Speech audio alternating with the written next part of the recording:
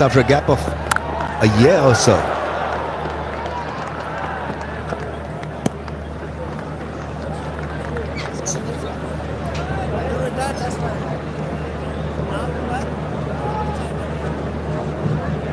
KFC, the official food partner.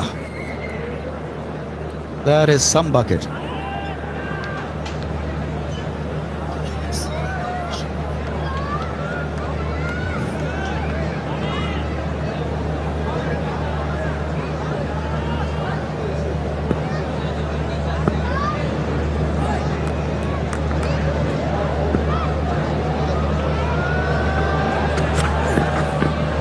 Yeah, it's gone pear-shaped. The slower ball, probably the knuckle ball attempted by Shaheen Shah Afridi. Back of the hand, in fact. But you've got to do this to survive on a surface like this. Yeah, these days batters are certainly lining you up in terms of watching footage, understanding what are your go-tos under pressure, what are you relying on. Mixing it up is certainly a critical part of the execution for any bowler in international cricket. Oh, that slapped. And 4. Little bit of width, shorter in length, and put away. What I love about this is there's no attempt to hit it down on the ground. Identifies the width very quickly, does Reza Hendricks, and throws the kitchen sink. And 1 bounce 4. We saw the 6 in the previous over, so he's gathering momentum quite nicely.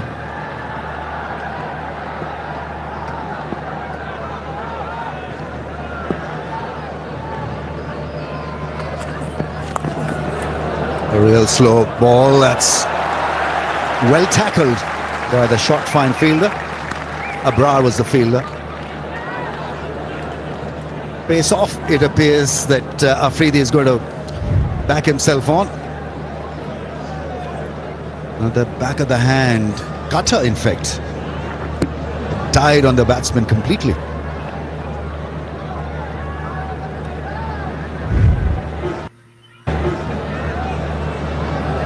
You go with the trueness of the pitch, you've got this right and left hand combination. The field has to shift every time, and Afridi has got to line up now a left-hander who puts it away over the infield. Once again, it's a tough gig for three fielders. Runs away and hits the fence.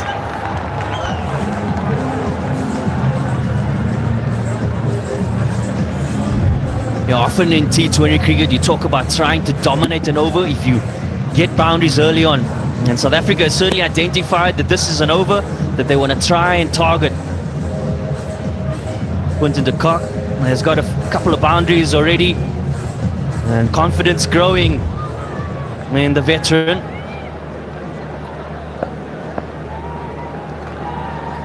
Hardly any sideways movement, so you're on your own really with variations. Oh, that is such a great shot. It made a great sound.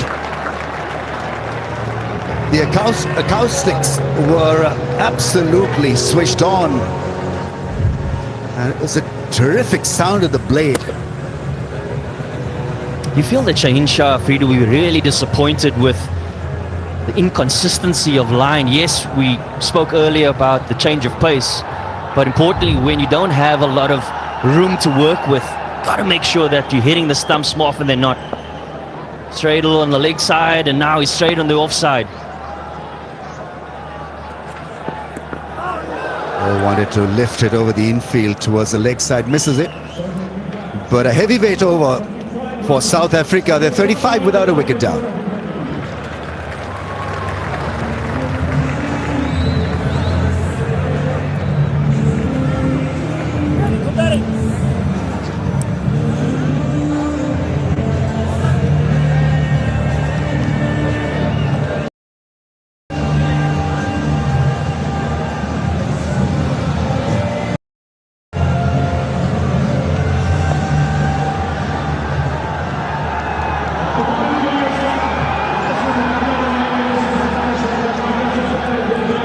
Innings off to a great start, South Africa.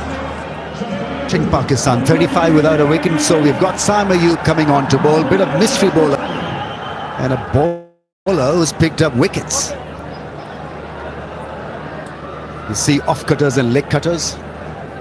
Pace off the ball. Let's see how he goes.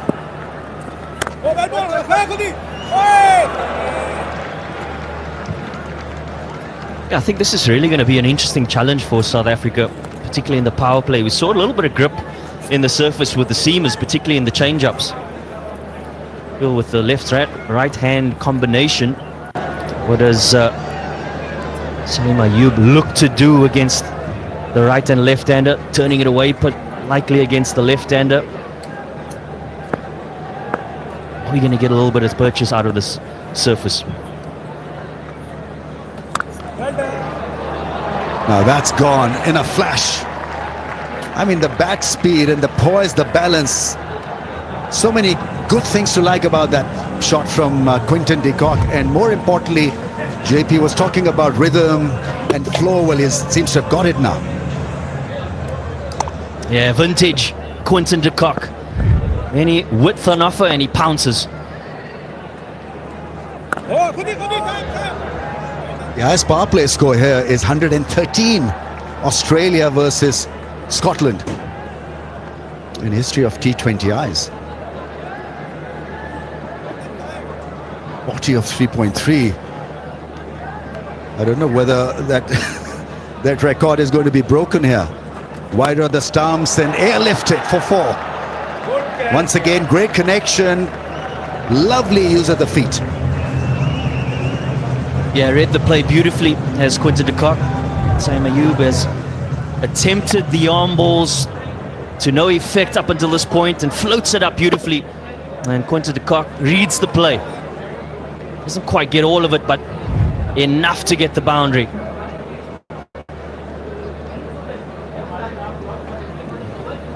Fielder mid-on, now pushed back to long on. Catch and gone. Outside edge, Saima Ayub once again does the trick for Pakistan. Of late, he's been kind of the messias. He saves them from big hitting, but picking up wickets, that's a massive blow. Yeah, great little cameo here from Quinton de Kock. You feel that the option was... نقلة نوعية للشاحنات أكثر من أداء متفوق على الكثبان أو الوديان. هي نقلة نوعية في جوهرها، بطارية قابلة للشحن تتناغم مع المحرك وتلبي شغفك بالمغامرة، ورحابة تكفي كل من تحب وكل ما تحتاج إليه مغامراتك. سلسة، مرنة، قوية. هي BYD شارك 6، نقلة نوعية لكل الشاحنات.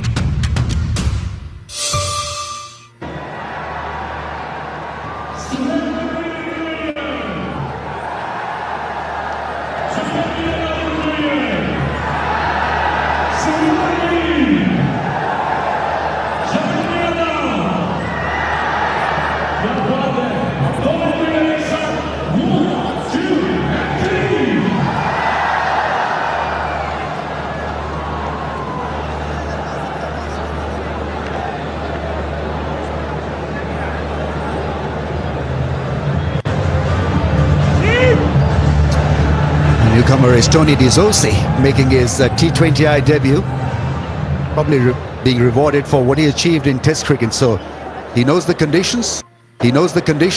He's the form player, and if you want to have a look at him, keeping your future program in mind, he could be your answer at number 3 maybe. Let's see. Batted so well against spin on tough pitches.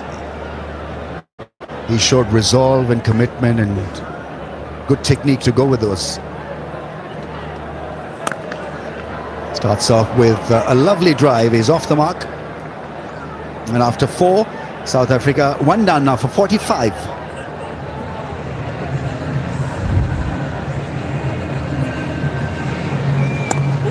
I wanted to get it over the infield, breaking his wrist, but he found the fielder at point. There's always this longingness to see him bat for longer periods of time. He's such a special player, de Kock. Natural, instinctive. Saima Ayub to the rescue, and Abrar now coming on to bowl from the other end. So spin from both ends. Similar DNA to Saima Ayub, Abrar Ahmed when it comes to mystery and sleight of hand. Heavily loaded offside field. 1, 2, 3, 4, 5 men in the ring on the offside. Oh, that one kept low and well played in the end.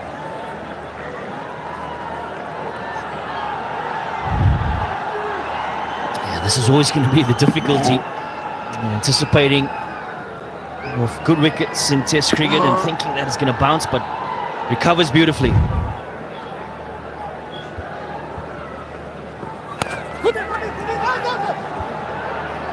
There's the call. That's well fielded. Pakistan need to keep him under pressure, making his debut. Few dots really will help Pakistan to get back on track.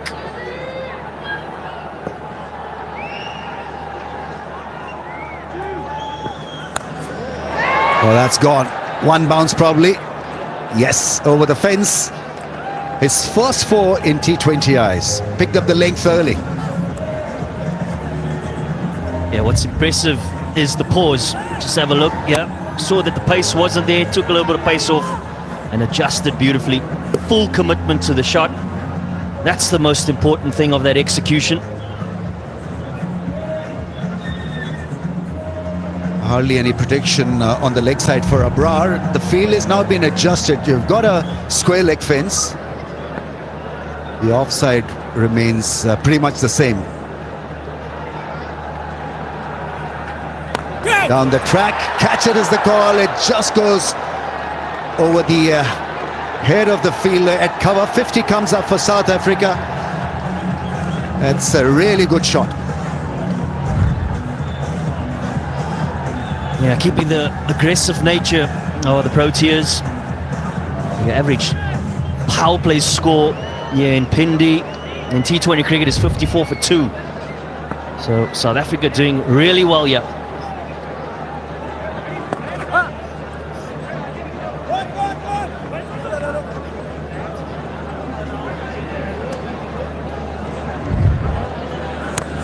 Yeah, that was well executed. Committed to that sweep shot and then this inside-out drive over cover. Pretty special.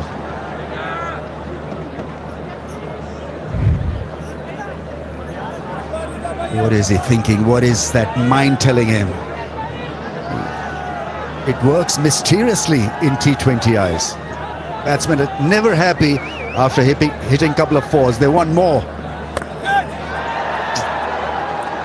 When he got his fill. That's poor one from Abrar. A half-tracker put away for another 4. 58 for 1 after 5. Yeah, power for South Africa. 13 runs in it. Picks up the length beautifully. Doesn't quite get it out to the middle of the bat. But more importantly, finds the gap. And the confidence continues to grow for Reza Hendricks.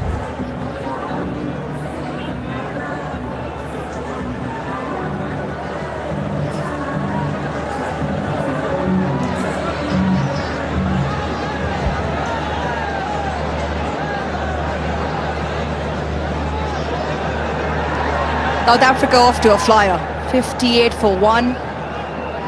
They still have one more over in the power play. Have lost 1 wicket, that of Quinton de Kock, but Pakistan will try and stem the flow of runs. Naseem Shah back with the ball. Change of pace and push through for a single. On the first 5 overs, Amir, the ball has found the fence more than a few occasions now. Yeah, definitely it's a rollicking start made by South African in this opening game of 3 ODI series. And the reason why they've been dominating Pakistan bowling attack, they have the ability to score runs of good deliveries. And that is handy in T20 cricket. And once a bowler is hit for boundaries of good deliveries, he's bound to change the line of length, drop it short or ball it fuller, and that's where they've been gaining, hitting the ball into the gaps. Plenty to thank for Pakistani captain. Super Asia, Pakistan leading home appliance brand.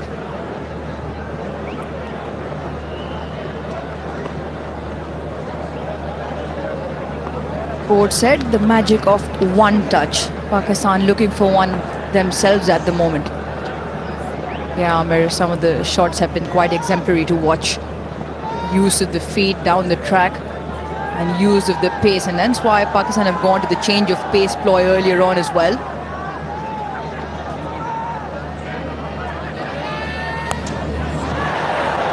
Picked up again and finds a fence. Not going Pakistan's way, but South Africa off to a flyer. It's a fear these two batters have created in the minds of bowlers at the moment, and that's why we see them faltering with a liner lens. That was a freebie. Too short. Easy pickings. He gained a lot of confidence during that test match series, and he's been given an opportunity in T20 cricket. He's cashing on, looking good. Dizorzi. Glove down the fence, and that makes matters worse. Once again, far too straight, straying down the leg side, especially with fine up in the ring, not the line to bowl. And as a bowler, when you are bowling in Rawalpindi Stadium, especially under lights, the new ball does something for you. But for that, you need to pitch the ball up, not that length. That's batsman friendly. You're hoping against hope the batsman is going to miss it.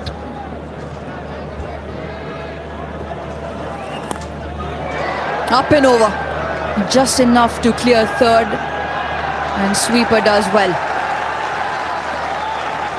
Zozi picks up a couple. 12 of the over, following up with 13 from the previous over, that of Abrar. And this is now South Africa's highest score in power play in T20 international cricket versus Pakistan. Yeah, good clean-up job on the fence. Yeah, momentum is with South Africa.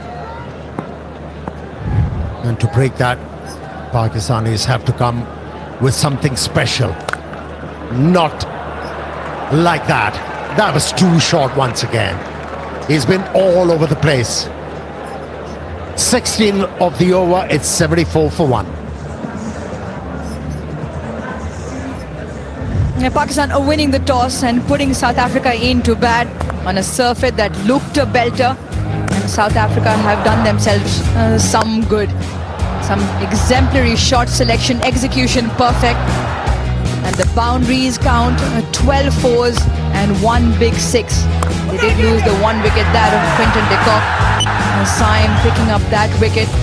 But the runs kept flowing. The line wasn't too good from Pakistan. And every time they faltered, they paid a price.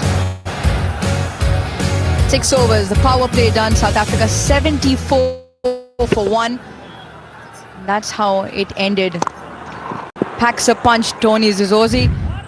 And continues his sublime test series as well. There's a confirmation of end of power play. That's what we call beating the leather, Aruj. And that's what we have witnessed. Captain for the first time edged. Who cares? It's a boundary for South Africa. Yeah, he can only smile. Captain of Pakistan and the batsman as well. They can only smile. That is unlucky. Genuine edge, no slip. And you can understand why there's no slip. And because of the way South Africa have gone about their business. Had there been a slip there, probably would have gone down the throat off.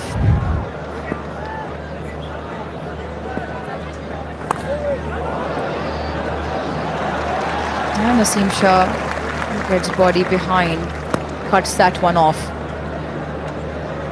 It seems like he's psyching the bowler out.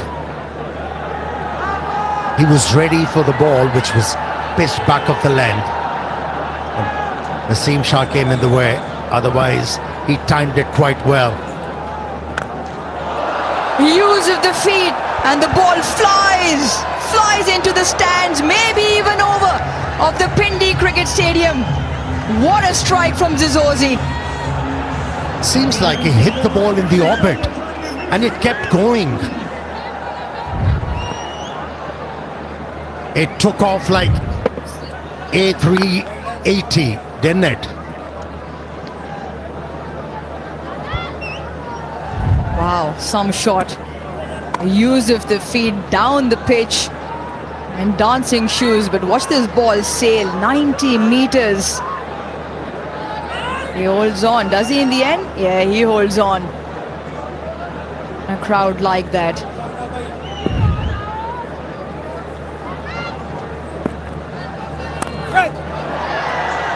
Has deliberately played up and over. That's done well. Extremely well from Saim Ayub. They'll surely have another look, but that is good work on the fence. Excellent batting, and then a superb effort. Should I say stunning effort from Saim Ayub. Showing full commitment there. And nick of the time, he was able to stop that one. Another good over for South Africa. 15 already. I think that's very good. Top effort from Saim Ayub. Saves 1. Last 2.5 over, South Africa have got 43. This over goes for 15. 1 to go. Will stay 15. Last 3 overs, 43 runs. South Africa, 7 overs done, 89 for 1.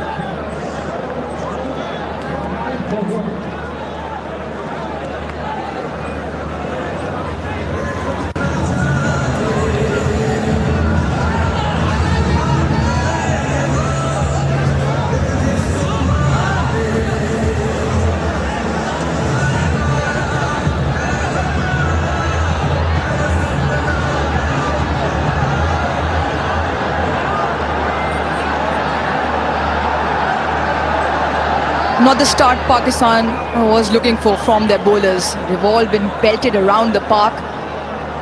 South Africa, on the other hand, 89 for 1. Change of bowling. Mohammad Nawaz to bowl his slow left arm orthodox. Whether it's been pace or spin, the ball has travelled. The margin of error very slim on the surface. It'll be interesting to see the line that Mohammad Nawaz will employ.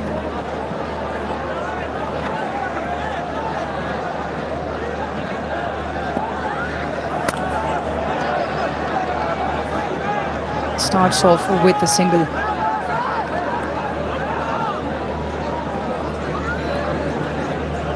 Right then, Bank Al-Falah current account. With Bank Al-Falah's 1100 plus branches, you can open your account at nearest branch, enjoy various free services and earn Orbit rewards by maintaining or growing your balance. So plenty there. Get on and open your account with Bank Al-Falah.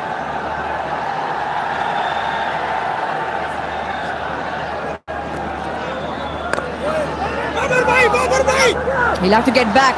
He does get back. Ahmed Dazouzi will feel he missed out. It was short and wide.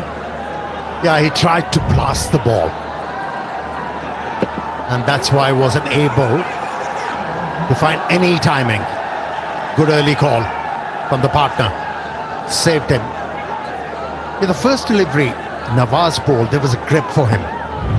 He bowled it slower. That's how he should be looking to bowl. Not like that. He darted the ball. Friendly delivery for the left-hander. Now the left-hand, right-hand combination, 47 the partnership does for the 22 deliveries. The T20 has flooded the crowds in. You can already hear a buzz around the Pindi Cricket Stadium. And they spot themselves on the big screen as well. Wonderful scenes, great to watch. Right then, 1-0-1 from the first 3. Will be one more. So a bit of a subdued over for South Africa.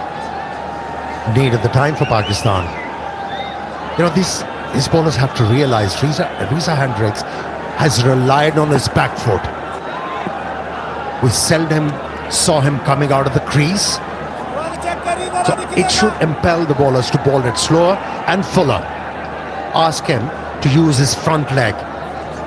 He hasn't been asked to do so. Gone!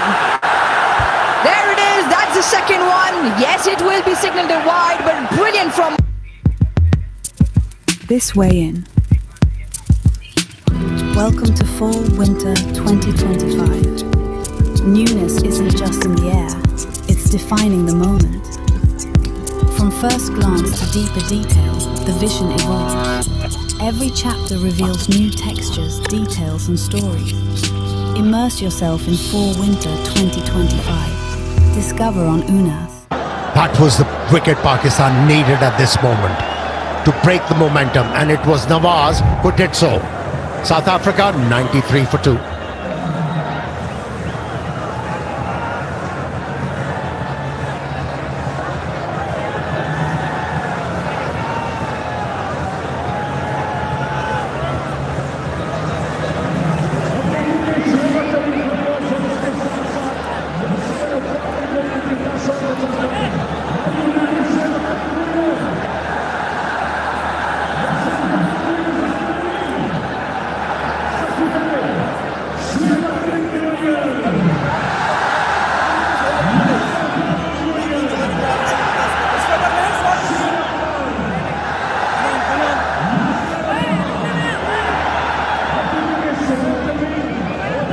Dewald Brevis out into the middle, in at number 4, and a much needed breakthrough for Pakistan.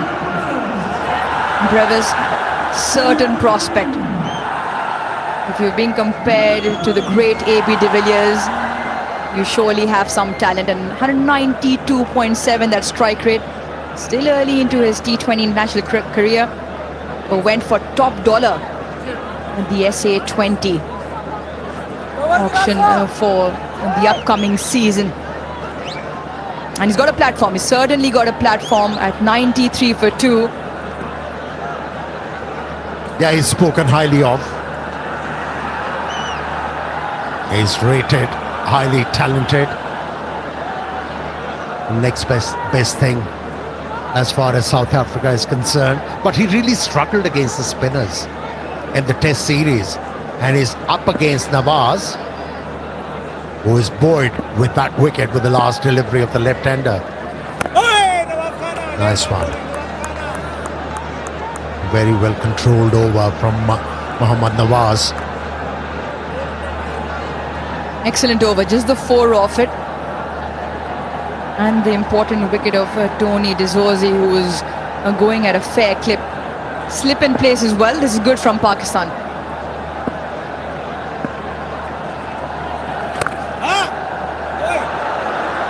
Off the mark through the covers for a couple of runs. Brevis. Well, be the end of the 8th. South Africa 95 for 2.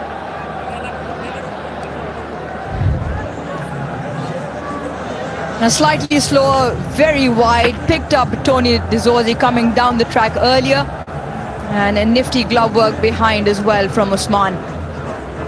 There's no coming back from there. Mohammad Nawaz just taking the pace off. Amir, you called it. Take the pace off. And if you see him charging through it wide, and worked.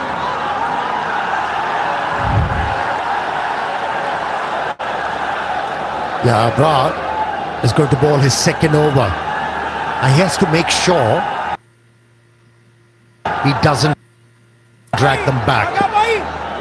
Faltered with his first over, where he conceded 13 runs.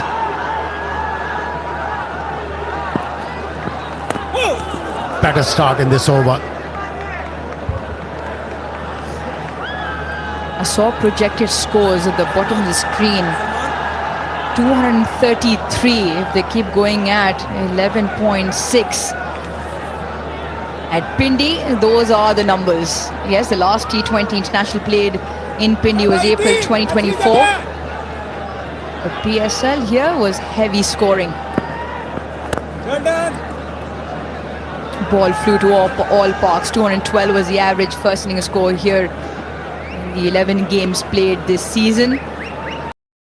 Choose to chase, because given the nature of the surface, it doesn't change much, stays very true, becomes slightly better even chasing. They back themselves to chase down to 20s, to 25s. Yeah, better due around. The pitch freshens up in the second innings. Chasing becomes quite easy. That's in the air. But we'll find the fielder, Shaheen Shafri, the only one. A couple of good overs from the Pakistani bowlers. Been able to drag things slightly back. Not fully. They need to pick up a couple more wickets to be back in this game. Bit of a chat between captain and Abrar, just maybe trying to relay information about the line he's looking to bowl and if the field complements it. Slightly slower, slightly wider. Now here's a pick of the bowlers from Pakistan in that Asia Cup. Yes, slightly slower surface, more conducive to spin in Dubai, where he kept the scoring rate down. No boundaries since the last 14 deliveries. Make that 15. This is good pressure. Good pressure from Pakistan. Well, there's never any pressure in there. It's a Tapal tea moment. Enjoy Pakistan's #1 tea brand in the Tapal Tea Lounge. Bit of chit-chat. Watch the cricket. Nice place to be. The weather also very nice here in Pindi.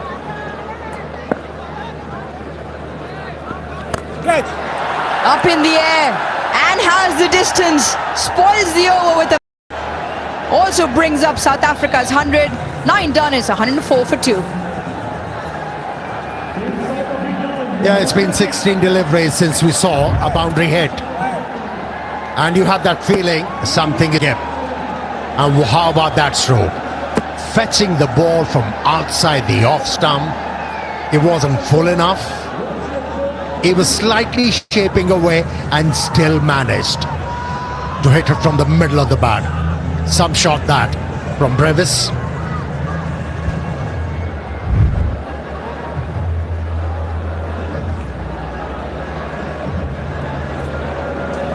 .28 and 26. Now the 250s that South Africa scored them at, and they've certainly got a measure of the surface. 104 for 2. Lovely to see South African fans in the crowd cheer that last 6 from Brevis.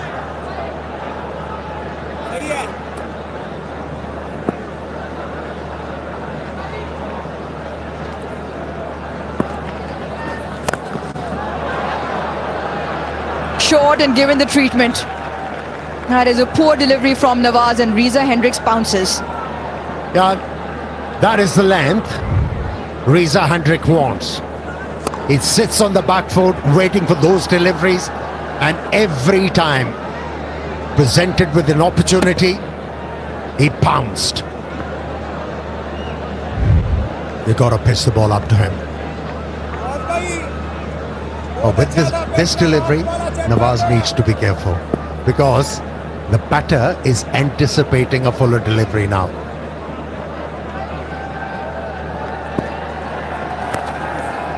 Fires it into the legs. South Africa have run well. They've only played 15 dot deliveries so far. The bulk of the scoring has come in the shape of 14 boundaries and 3 big sixes. Now Amir, Brevis on strike, just been handed a stat by Azim saying that he hits a boundary in international T20 eyes after every 3.6. So between 3 and 4 deliveries, he hit his 6 on the 4th ball. He'll be shortly due again. Oh, he's got him! The ball cannons into the stumps. Nawaz has to. He has to wait another game to hit a boundary. Brevis. Yeah, that is a peril. That is the peril. When you show aggression without any restraint, at times you falter. But how about that wicket for Pakistan? They were in desperate need of this wicket. The danger man is walking back after scoring 9, 109 for 3. We'll also take time for drinks.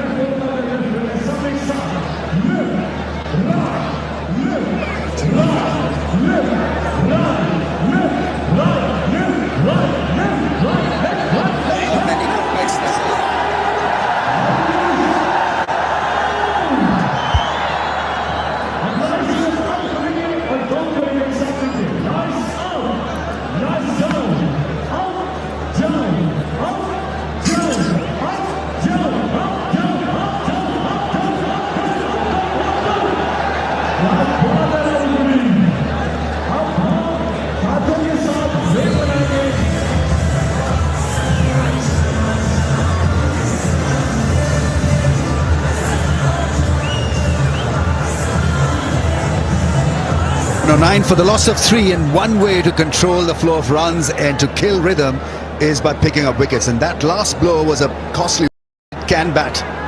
Going across the line, the ball just stayed a bit low as his arm to that line from Nawaz is wicket generally, so really is a massive breakthrough for Pakistan.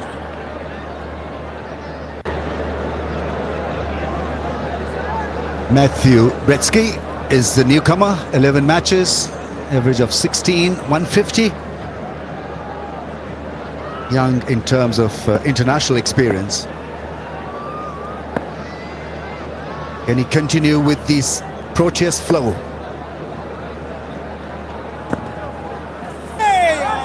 Hello, Vern. Yeah, good evening, Rameez. Good evening to all. This is really impressive from Mohammad Nawaz. The key thing that he's doing in the spell, he's bringing those wickets into play.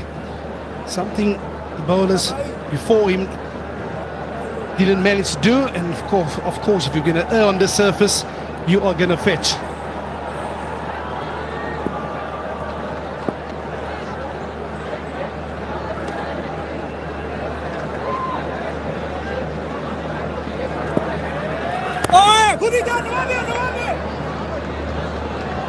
He's after it, gets to the ball. You tend to run a little bit quicker when you're chasing your own ball after the delivery. Yeah, and I'm sure if there's one person to know all about it, it'll be yourself, Rameez. Always a touch faster when you come back for 2 when it counts for yourself. It's your partner, you'd probably give it the big no.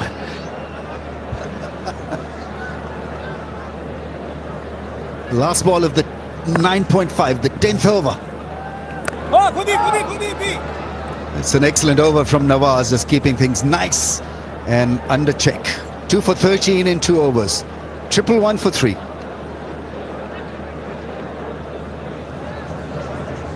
Yeah, we heard South Africa's captain at the start that they were going to target an expensive brand of play. They got off to an absolute flyer, Hendricks and the Cock. Followed up with the Zorzi. But Pakistan, they strike back. It's important that they curb the momentum. And I just feel that last wicket of Brevis came at the absolute right time for Pakistan. Score being Nelson for 3 at the moment.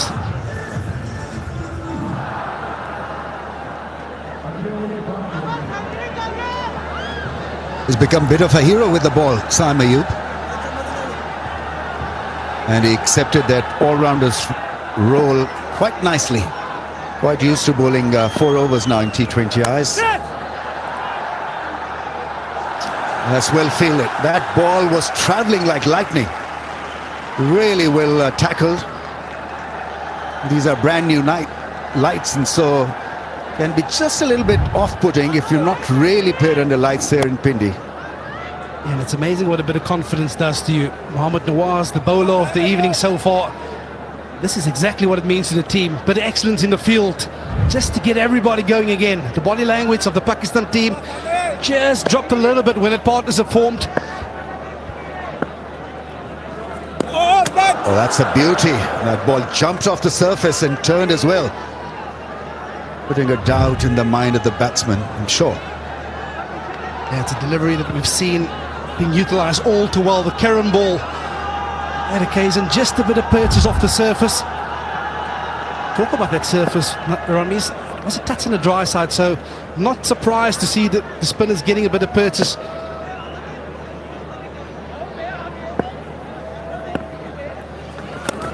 Oh, that's gone all the way. That's gone. Is it? No, taken. It's Nawaz who's in business again. A short ball being put straight into the hands of the deep fielder, and so he's having an excellent evening, Nawaz. Not that man, unfortunately. Yeah, and it's amazing what a couple of tight overs does to the mindset of Metro Britsky. That's on the short side, but on this occasion finding the man on a deep square fence. And these are wickets that Pakistan will greatly accept at this stage of the game. Britsky gone for 1, South Africa 1-1-2 for 4.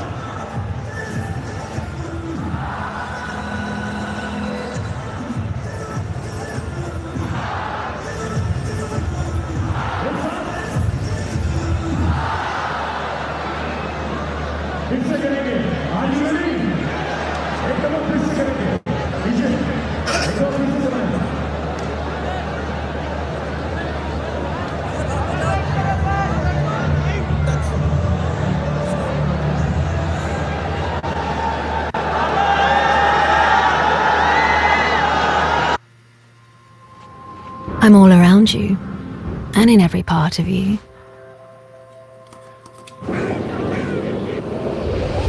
I can give you chills, or fill you with warmth. But without me, you simply can't be. You may not notice my true value, but when you do, you give me back life, so I can give it back to you flawlessly. The ones who know my true value have been mastering the art of indoor air, designing for it and perfecting it for 98 years, so that you can feel alive in every sense, wherever you are. Daikin, the art of air. 2 runs, very nice calling. 2 fielders were getting around to pick that ball in the deep. It was a clear call for 2. And it's so important to understand your partner on the other side when he's pushing for that second one. These two, they are excellent athletes. Reza Hendricks, Donovan Ferreira, they're going to run hard. They're going to put you on. Timing. End of the 11th, 116 for 4.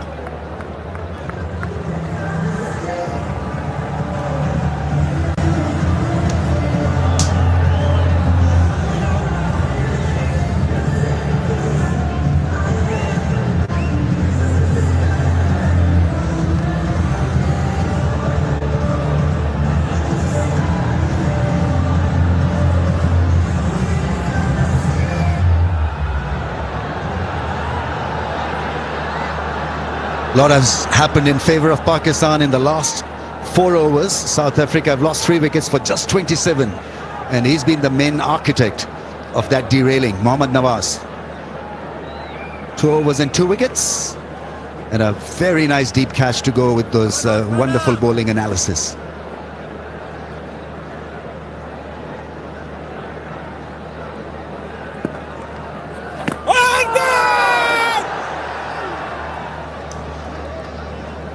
I don't know whether there's an anchor's role in T20I, but Reza Hendricks has got to now make sure that he plays out the remaining overs. He's on 45 of 28. This was clearly missing the stumps down the leg side. More a cosmetic appeal than anything of seriousness.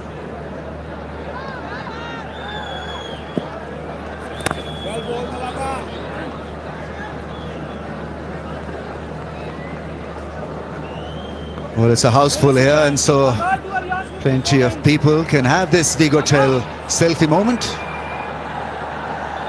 You can be on the big screen as well. Yeah, I think just to your point, Rami's not so much an anchor role, but you also don't want to lose the intensity of which you're batting at. So perhaps keeping the ball on the surface for a little while, run hard, put those fielders under pressure, just to gain a bit of momentum back in your favour. Because you certainly feel the last 5 overs certainly belongs to Pakistan. That is certainly a lesson that this young man will have to take to heart. Watched him play in Namibia a couple of weeks ago, and he gave it away with a soft dismissal. South African captain, so you'd have learned from that, understand the importance of starting out another partnership, because there's still plenty of time left in this contest.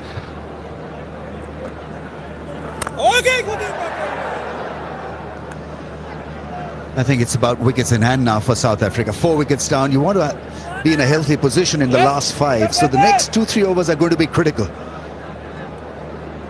Must not lose Reza Hendricks. And he'll understand the importance thereof. The senior player has been around for some time, Reza Hendricks. So we'll put a high value on his wicket, knowing that take this innings as deep as possible. Be there over 17, 18. Shot.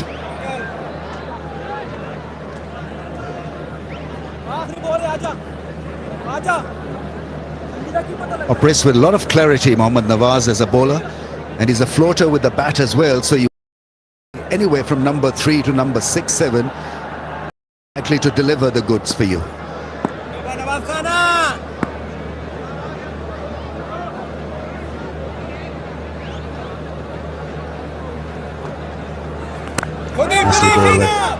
Different pace, and so another impressive over comes to an end.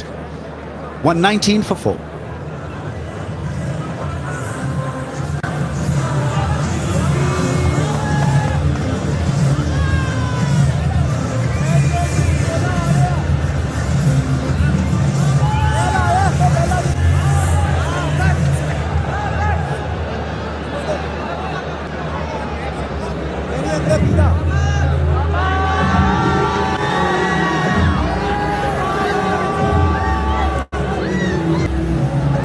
was extremely busy before the start of the game. A lot of people were walking into the stadium. A lot of interest in T20I series, and this is the last of the games here at Rawalpindi Cricket Stadium. They've been gracious hosts during the test match as well. A lot of people came in.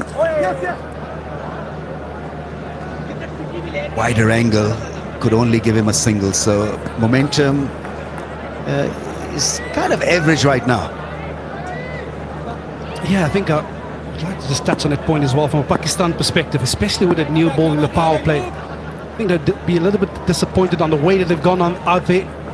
We've almost expected South Africa to play a certain way and the surface to behave a certain way, not affording themselves to make use of that new ball. Of course, we know in the T20 format, you almost only have that new ball for 2 overs where it swings around. So why afford the opposition the opportunity to run away with it? You look at many of those boundary balls in the power play itself, was all slower balls. If you hit off a good length, you can live with that. But the minute you go to option B, and that's gone the distance, then you're under pressure as a bowler. So perhaps a learning curve for this Pakistan seamers, especially with that new ball. You have to make it talk.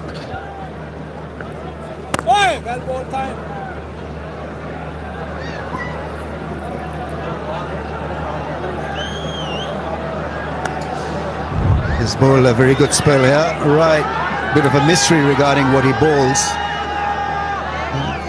The seam ball that got the better of the hitter, and then the one that jumped and spun. Nawaz, they're catching that one quite nicely.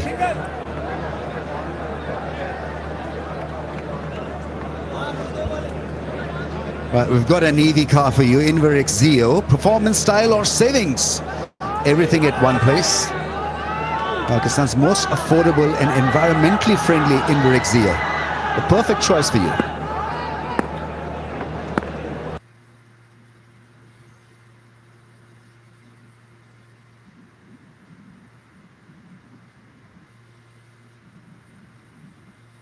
Stay away from the radar of the hitter, making sure that the body is not behind the shot, and he aimed to go over cover.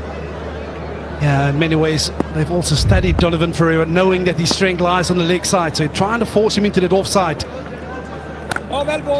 This time a little straighter. We can talk about those two different options of deliveries, and they're very well disguised, because as a batsman, you're looking for visual clues. He doesn't afford you many. Saim.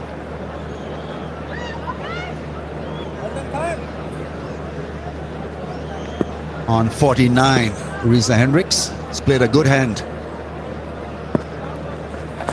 Sweeps, it's in the air, away from the field, and 4. Probably a 6, who knows? 50 comes up for Reza Hendricks. It's a boundary, his 18th in T20Is, 3rd versus Pakistan, and it has been a brilliant innings. Wickets have gone down from the other end, but he's stood firm and he's played a wonderful innings here. Yeah, appreciated by his teammates. He's really been the anchor this evening. Once again, he gets himself over that half-century mark with an excellent innings, but he himself would know that the job is not done. Well, 7 overs remaining, 33 balls. It took only 6 balls, 6 dot balls. And that's what's key. And it's to rotate strike, run hard between the wickets, and when the boundary ball presents itself, take full advantage of it.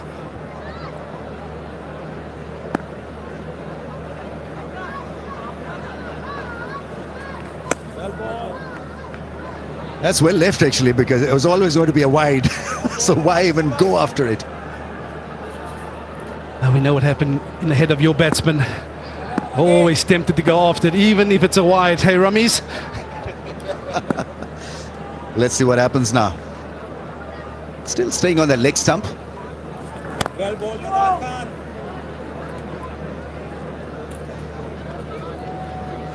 Yeah, we talk about this spell from Mohammad Nawaz. He's a smart cricketer, Ramiz. Fortunately, I've had the opportunity of working with him in the 21 World Cup. Just the way that he thinks about the game, constantly, continuously wanting to improve. This evening, his team under pressure. What a spell this is so far. 2 for 18 in 3.1 deliveries.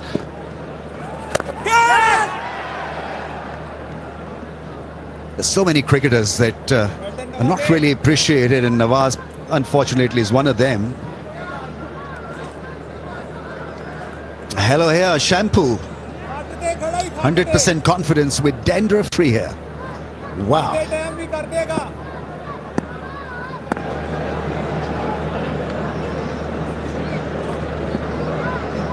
Goes under the radar, Nawaz, unfortunately.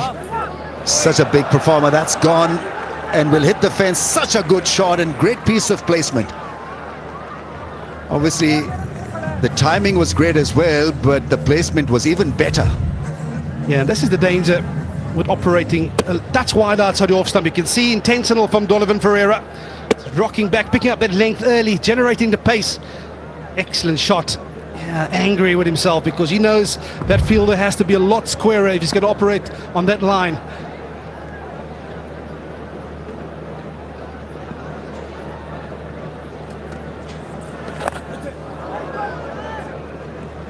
That fielder, Vernon, will never be in position when you're hit for a 4. You see bowlers complaining all the time, but that really was some hit. Beautiful shot. Just a glimpse so far. He's 9 of 10. What he can achieve in T20I is powerful striker. Strong shoulders, and he's timed the ball so well so far. Oh, wider the stumps, quicker as well. Nawaz, he'll do that. Vary the bowling angles.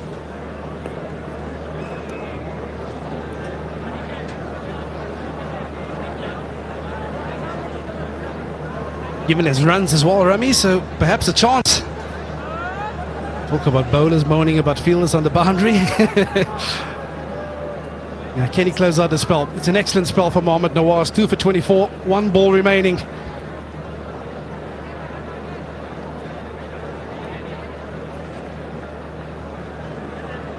Three fielders clubbed together at point area. So, I don't know, Vern, looking at that field, is it going to be a quicker delivery or a slow one outside the off-stump? Yeah, I definitely think he's going to go full and quick. You can't afford any sort of width. Seeing those 3 fielders behind point. Well, perhaps point will be on point and 2 behind point. Talk about Mohammad Nawaz outfoxing batters. That was an excellent ball. Just holding it back a touch. Understanding that Brevers was going to come after him. That's the one thing they say, you can't buy that experience, Rami. So you'll have to be out there, experience it for yourself. This will be a free hit though, because it was a no ball. Where's he going? Oh, I tell you what, you'd feel that he's missed out there, Reza Hendricks. It's been such a good spell that even a free hit doesn't really go over the fence. But his speed variations are outstanding. 89, 86, and we're talking about speeds in this over. 88, 83. Ball at over 90 kilometers per hour as well. So terrific variations from Mohammad Nawaz. 2 for 26, last ball of his spell. Bowls him, it's another one. He's picked up 3. That was straighter, it skidded off the surface, attempting the hard length. Not a lot of spin on that one, but he's been in such great form and in that mood that he's toppling the opposition over with guile and precision. Yeah, you make mention of the speed variation. And I can bet you this evening that that man in picture, he was always going to be the man for Pakistan. Well, he got rid of the South African captain, Donovan Ferreira. South Africa 139 for 5.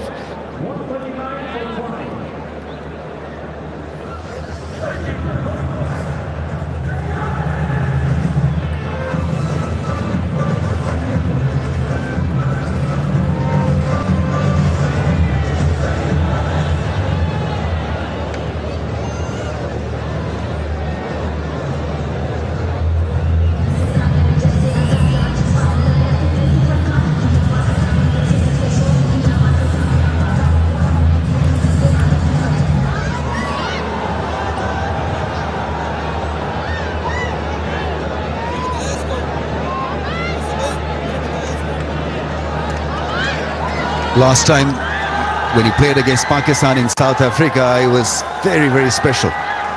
Produced match-winning performances. George Linde, left-arm spinner, and can bat properly as well. And I think his job has got to be Vern to get a partnership rolling and stop Pakistan from rolling South Africa over completely.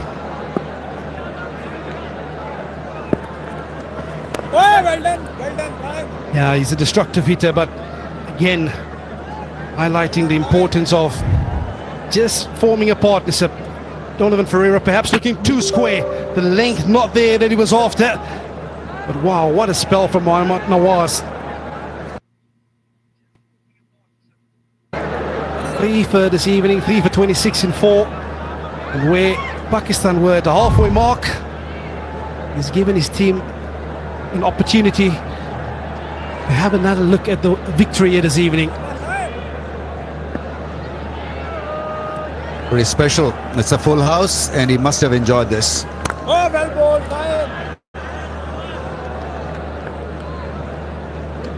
Bowlers get Rawalpindi, but here is Mohammad Nawaz with a special spell.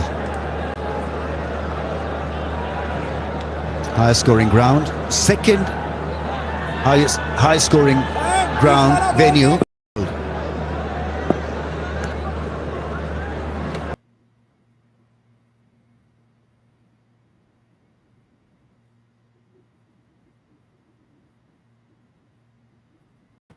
On that particular surface, and the way Pakistan has gone up with that new ball, they'll be slightly disappointed. So, with Korea being 2-on-2, I do feel that this surface doesn't warrant that 2-on-2 figure this evening.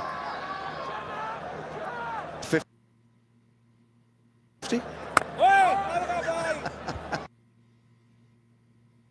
Now the bowlers still need to. Yeah, you're right actually. Few have stayed low, few have jumped. In trying to stop the 4s and the 6s, bowling out opposition, picking up wickets. And look at Mohammad.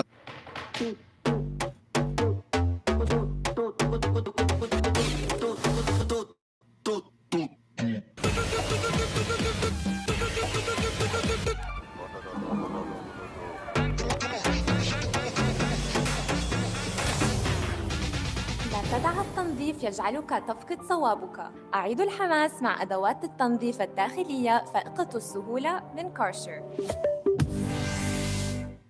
Running once again. Well, at the end of 15, South Africa 145 for 5.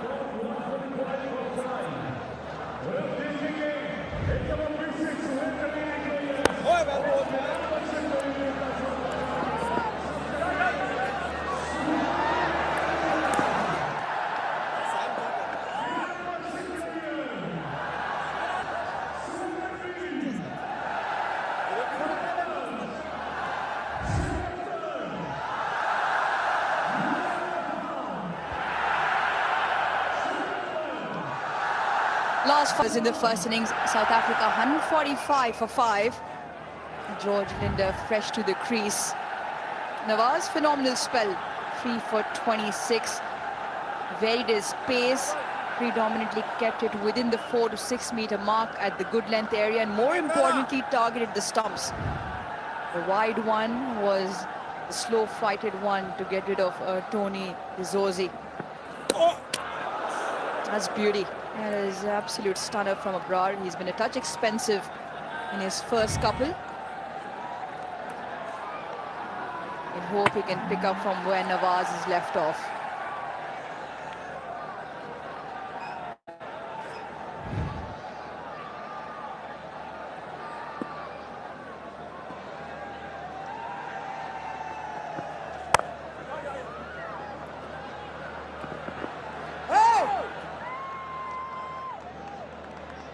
JP Duminy alongside. Vern mentioned a really good point about the running between the wickets. Yes, they've picked up a lot of boundaries, but a feature of this innings also has been the lesser number of dot balls South Africa has played in between the boundaries.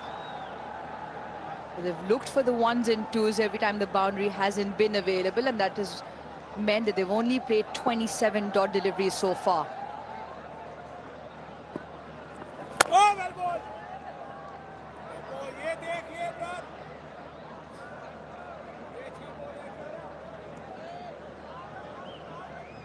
Right then, and this is for Pakistan fans. Yeah, Pakistan, Hamdard Pakistan making moments flavorful, introducing 12 new recipe mixes. Food products at the finest. JP, you've picked up a few? Yeah, it's been an interesting time for South Africa against spin. 94 for 5 in the allotted. Well, we're going into the 12th over of spin in this innings already.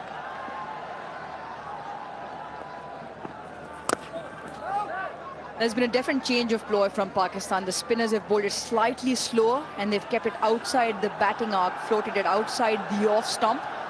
And Nawaz was the first to do so. Abrar now following suit. That has meant they've strung together a few good overs, which has also meant they've picked up a few wickets, just holding South Africa back.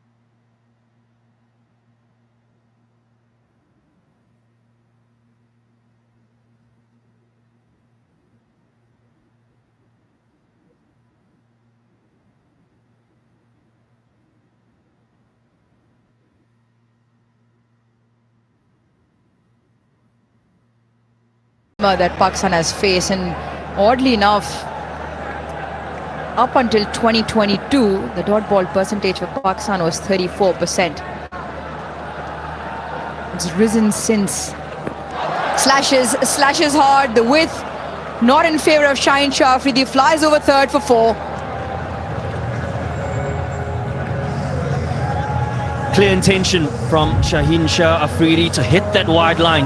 Doesn't quite get the length, and provides an opportunity for George Linder. Thick outside edge, and field positioning currently allows a gap just over that third man region. And welcome boundary for South Africa. Bit of momentum in the over. Oh wow, absolutely belted through the offside. My goodness, he packs a punch, George Linder. Back-to-back boundaries.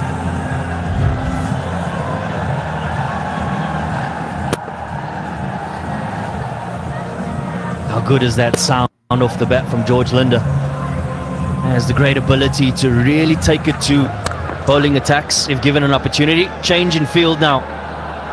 Shah Afridi unfortunately hasn't executed, and deep point comes into the ring, and Woodruff drops on the boundary. Makes matters worse. Not the line, not the length either. Too much width on offer. And he goes 3 on the bounce now. Yeah, trio of boundaries for George Linder. And we spoke earlier in the power play about change of pace being a critical piece in the back end of this innings. Unfortunately, it's the line that is disappointing here for Shah Afridi. He changes the field, he brings up the offside, but unfortunately still errs on the wide line and frees George Linder's arms. So field remains the same. Shah Afridi just ushering the 2 men top right of your screen to go in finer. That's better. You spoke about line. It has to be closer in line with the stumps, not allowing the batter to free his arms. Both occasion with. There it is, wide, too far wide. Once again, width on offer, the line not there either. This one again pulls the length back, width is still there. Especially after the change of field. 13 of the first 4. Shine will be looking to close this over out without conceding another boundary. Even better if he can get Pakistan a breakthrough. A strike. Oh, he's put it down. A miss hit straight to Babar Azam, and to make matters worse, that is the 4th boundary of the over.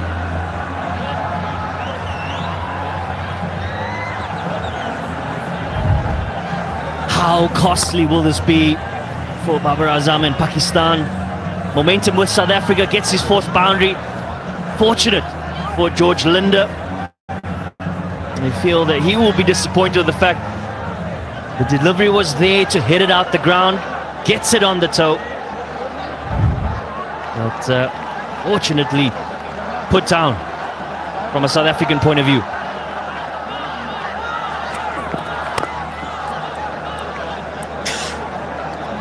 Very close to the wide line, but does get 1 to end the over. Excellent over for South Africa. 18 off it, 17 done, 170 for 5.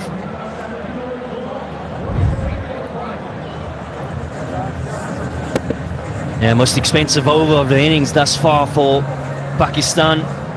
An opportunity gone to begging. Momentum created by South Africa. An opportunity to get the 6th wicket. Goes a begging for them.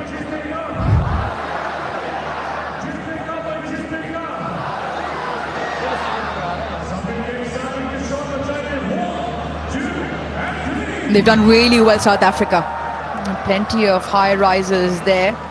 9 out of the 17 overs so far have gone for 10 or more. The last over, the 17th, went for 18. The most expensive over so far, which means a change of bowling. Now Abrar to bowl is 4th. He hasn't picked up a wicket tonight.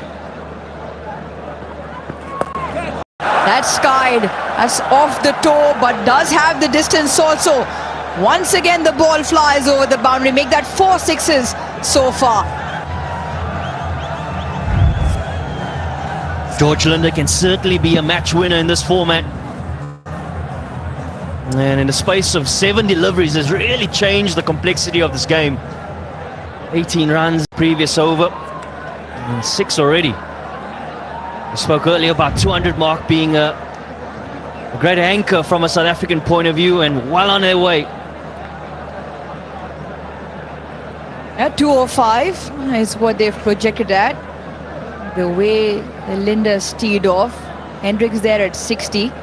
37 of 20 to the partnership. They can afford to look north of that as well. And that's not going to help. That's really poor from Pakistan. 10 wides now to go with the 1 no ball.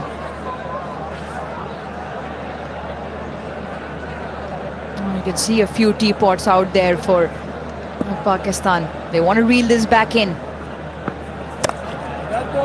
Some change of pace.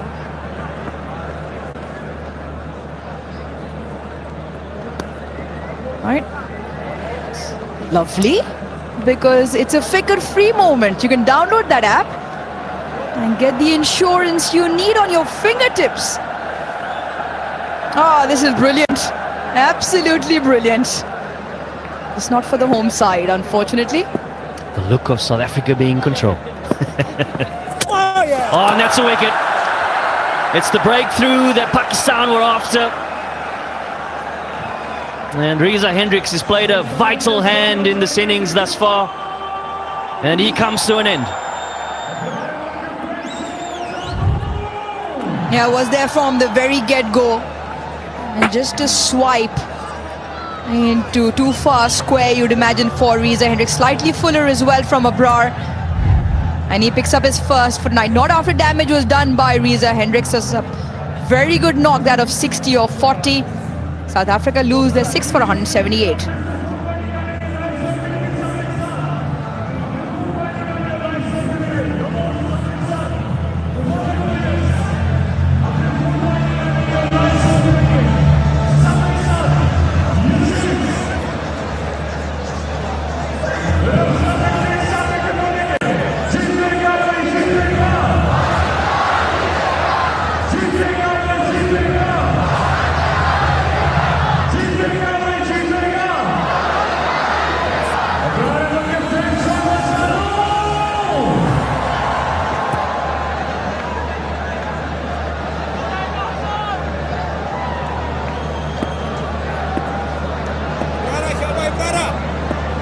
Corbin Bosch out there at number 8.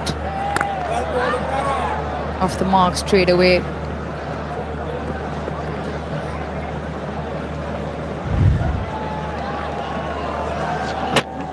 Yeah, at times we've seen some variable bounce on the surface, a few cracks. And yeah, an option that has been really successful up until that point for Reza Hendricks. The ability to pick up length well. He's really successful with a sweep shot as well. What an innings he's played.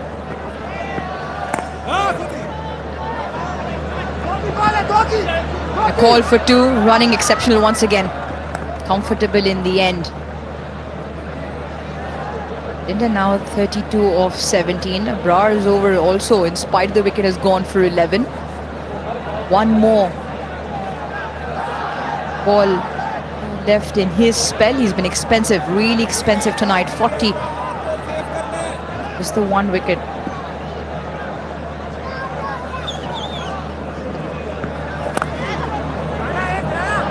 A floater. And Nawaz does well. Fahim rather at the boundary. So Abrar closed an expensive spell out tonight. 4 overs, 42 for 1, 18 done. South Africa, 183 for 6.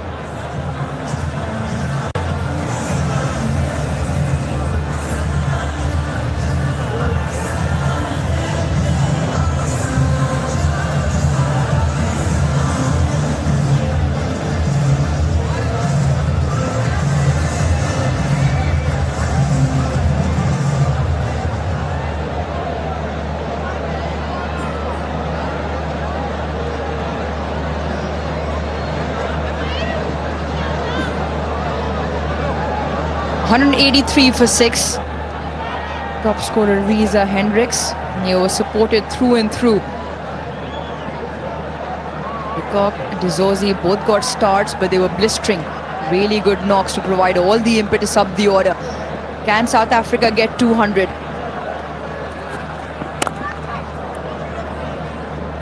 Change of pace. That's what's worked tonight, JP. The change of pace, a slow one into the surface of a length. Just keeping it away from the batting arc. It's been a difficult one to score the boundaries off. Yeah, it's really about your delivery trying to match your field. And I think that's at times where Pakistan have fallen short. Shaheen Shah Afridi, we've seen that. Bowling wide, unfortunately hasn't executed.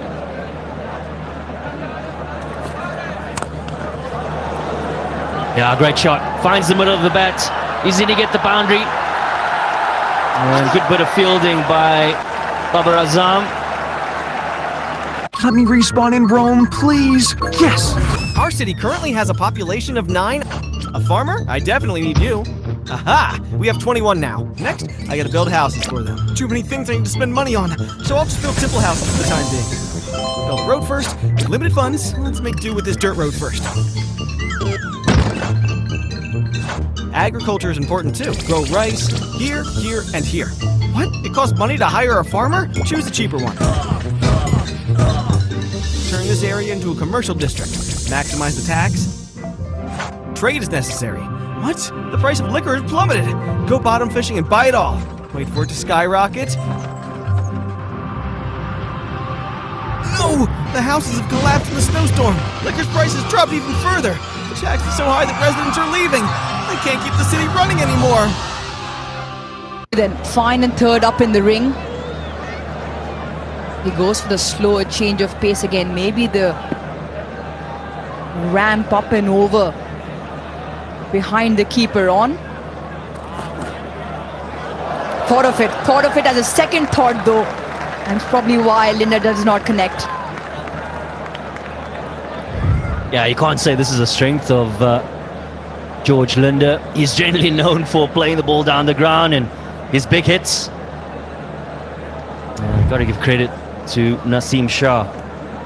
Understands the conditions, understanding what is difficult to play.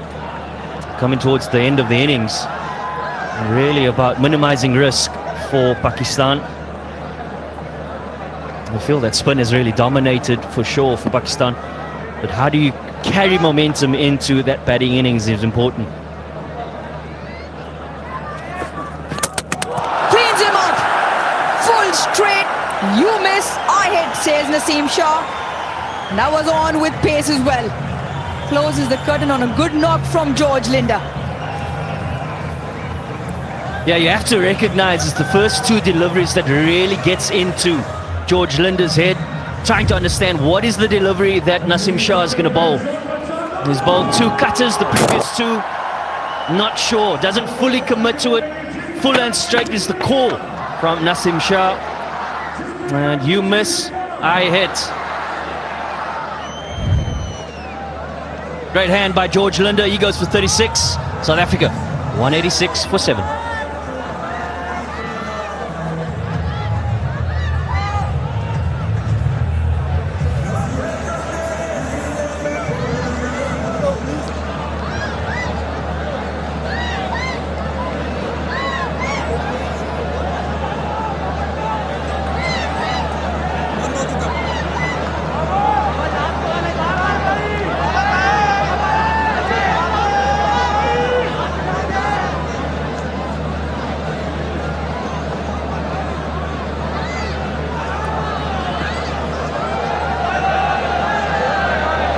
Lizard Williams in to face the final delivery from Naseem Shah.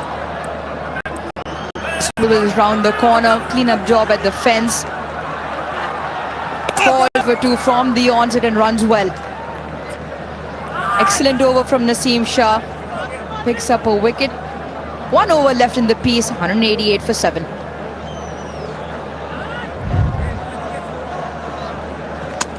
Talk about changing momentum. Just 5 runs from it, and the Naseem Shah over the 19th over. And you feel this is where South Africa tried to dominate.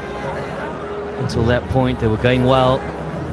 Yes, the loss of Reza Hendricks, but George Linda certainly played his hand.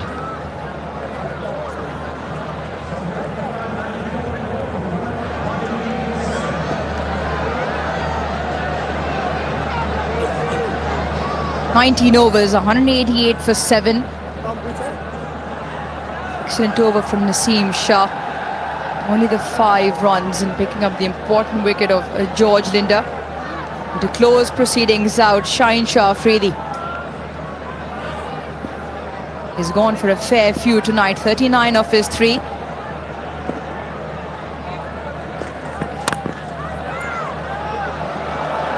Fielder inside the ring doesn't get a hand. Fielder outside the ring doesn't get a hand. Corbin Bosch hits the boundary on the very first delivery. South Africa 192 now. Yeah, Pakistan will feel a little bit disappointed here. Field certainly suggests that he's going to bowl the wider line. And Corbin Bosch, well, he gets enough of it to find the gap. Valiant effort on the boundary.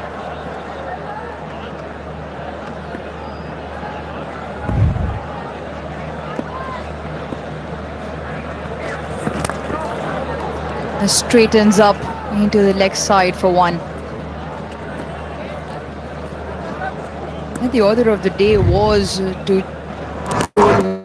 variations in pace. It'll be interesting to see the difference between the quickest and the slowest. So relatively slow, the slow ones. Significant drop in pace. Dropping down to 107, 108, close to 135, 136. Now pace on has travelled tonight.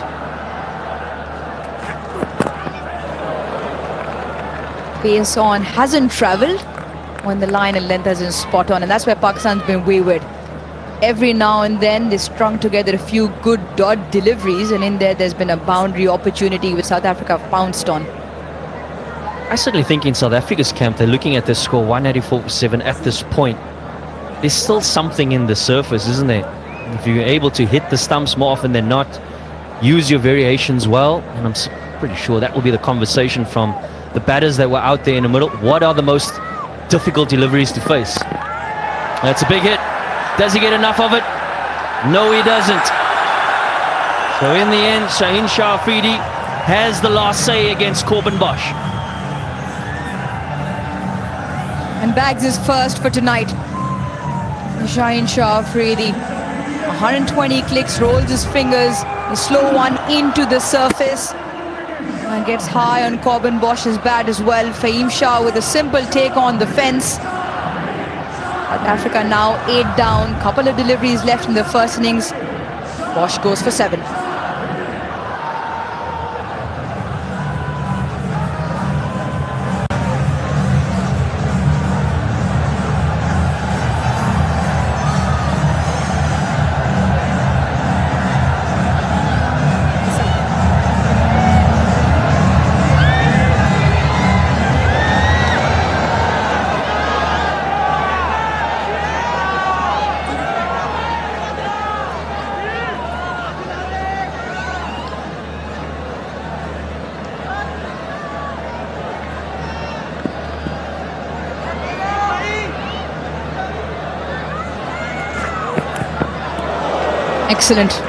Excellent delivery to the new batter in, Andre Berger.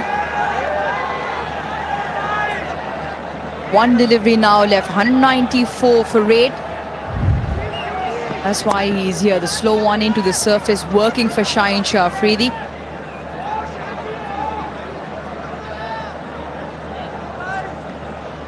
Royden. Final delivery, final legal delivery in this first innings. Get back, get in. Does well, Usman Khan in the end. Plenty of action to close the first innings out, which also means there is a run out. South Africa will end on 194 for 9.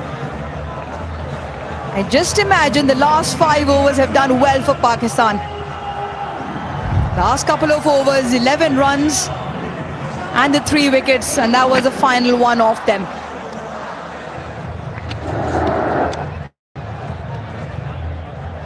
Yeah, certainly feel that we're in for a great run chase.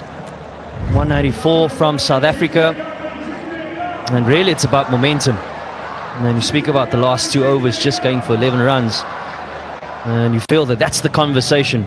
Well fought back. Now let's take that into the batting from a Pakistan point of view. From South Africa, well, have they learnt from what deliveries works on the surface? A great hand by Reza Hendricks, 60 or 40 at the top of the innings. A few cameos from De Kock and De Zorzi. And then Linda at the back end of the innings, creating some momentum for South Africa. And in the end, South Africa in the allotted 20 overs 194 for 9. Pakistan had a few things to deal with. Partnerships aplenty. Two certainly up the order, providing all the momentum. 44 and 49. Reza Hendricks first with de Kock, then with de Zorzi. A good hand in the middle orders as well from Ferreira, George Linda, again with Reza Hendricks. 27 off 39, those two to get them to 194 for 9. And Pakistan, they had their work cut out. A couple of wickets to Saim and Nawaz, who were the pick of the bowlers. Both spinners bagging 5. One to Abra, one to Shaheen, and one to Naseem. The seamers were expensive. Nawaz with good figures, 3 for 26. But it's now time to head down to Zainab Abbas. Who do you have with you? Yes, his career best figures in Pakistan, Mohammad Nawaz. Nawaz, आपके career best figures हैं, यहाँ पे 3 विकेटें आपने हासिल की पाकिस्तान में. क्या कहेंगे कंडीशंस के बारे में, थोड़ा सा बताएं कि कंडीशंस कैसी थी? आई थिंक टिपिकल कंडीशंस है जो रावलपिंडी क्रिकेट स्टेडियम में यूजुअली होती हैं. स्पिनर का बॉल आई गेस थोड़ा सा ग्रिप कर रहा है, बट अभी ड्यू पड़ रही है तो शायद वो भी ना करे. और फास्ट बॉलर का जो बॉल है वो तो काफ़ी अच्छा आ रहा है बैट में. अच्छा, प्लान क्या था जब आप आए? आपने कहा टिपिकल कंडीशंस हैं, क्या किस चीज़ पे कंसंट्रेट कर रहे थे? पेस वेरिएशन या क्या देख रहे थे अपनी बॉलिंग के हवाले से? Definitely pace variation as well, but situation के हिसाब से कंडीशंस को असेस करना, सिचुएशन को असेस करना है कि क्या बैट्समैन चाह रहा है, तो उसमें फिर हमारा जो प्लान सेट होता है, प्लान ए प्लान बी, तो उसके अकॉर्डिंगली उसको चलाते हैं. बैटिंग में भी आपका अच्छा फॉर्म नज़र आया, एशिया कप में भी. क्या उस पर स्पेसिफिक काम किया है, कैसे इम्प्रूव की है? जी बिल्कुल काम तो किया है बैटिंग पे. स्पेशली जब मेरी बैटिंग आती है तो वो ऐसी क्रंच सिचुएशन होती है, और टीम को जो रिक्वायर्ड है एज एन ऑलराउंडर वो बॉलिंग बैटिंग दोनों में रिक्वायर्ड होता है. तो मैं कोशिश करता हूँ कि जब भी अपनी प्रिपरेशन करूँ तो वो मैं अपनी बॉलिंग बैटिंग दोनों को टिक करूँ और अपना 100% देने की कोशिश करूँ. Confident about the chase? Yes, इंशाल्लाह चेस कर लेंगे. ड्यू पड़ रही है तो होपफुली बॉल अच्छा आएगा बैट पे, और 1-2 अच्छी पार्टनरशिप्स चाहिए तो इंशाल्लाह चेस हो जाएगा. चलें, thank you so much Nawaz and all the best. Thank you. Yeah, that was Mohammad Nawaz for you. Just talking about the fact that, you know, he feels confident about chasing this down. He's saying that these are typical Rawalpindi conditions, and he also spoke about the fact that he's grown in confidence in his batting as well. He's been working specifically on it, and he feels that he has an important role to play. Thank you, Zainab. A lovely interview from downstairs. Now then, Pakistan required 195 of their allotted 20 overs. We'll have the chase on the other side.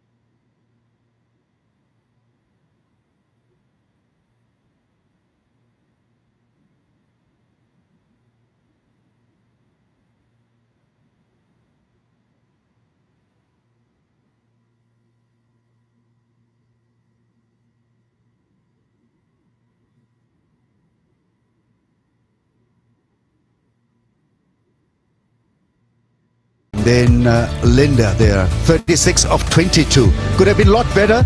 South Africa were eyeing a score of maybe 215, 220. But let's see whether it is a capable, good enough score to tease and challenge Pakistan.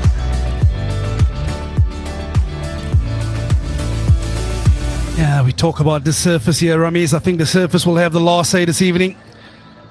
Game number 1 in this 3 T20I series, Pakistan versus South Africa. Pakistan will need 195 runs in their allotted 20 overs. Now, the captain Donovan Ferreira talked about an expensive game, and they've certainly delivered that in the first 10 overs. Would they have learned from how Pakistan have gone with ball in hand? That we will have to wait and see.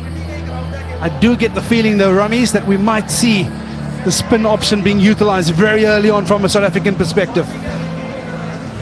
Yes, you've got to think out of the box. You've got to assess the pitch and then act accordingly. But they'd be now facing up this challenge of Saim Ayub, who on the day can be absolutely lethal. He's got Farhan as his partner. His numbers have dwindled, unfortunately. He started off like a bullet train. 98 not at his best, but of late he's been on a low scoring graph. 5 ducks in the last 10 innings. It's incredible, actually. Yeah, I suppose much of that has to do with that injury picked up in South Africa. I think we all remember that all too well. There's his partner in crime, Saibzada Farhan. 28 matches in, average of 22. So both these batters, they would want to up those numbers. But it's key how they start this evening for Pakistan. We've seen South Africa really transfer the pressure onto the bowlers, but this young man with ball in hand, he's been impressive. He's going to get that new ball to swing at high pace. Yeah, you can figure out the way the slip cordon has been set up. Keeper is way back. So that's the equation, 195 of 120 balls to get off the mark and end up as a winner in front of a full house. Yeah, it's certainly a wonderful atmosphere out there. Both of us have been there in the last 5 overs, and you can just see the excitement, the crowd getting into it. And away we go. What a start. Crisply hit for runs. Gets it past the man at point. Deep fielder comes into play.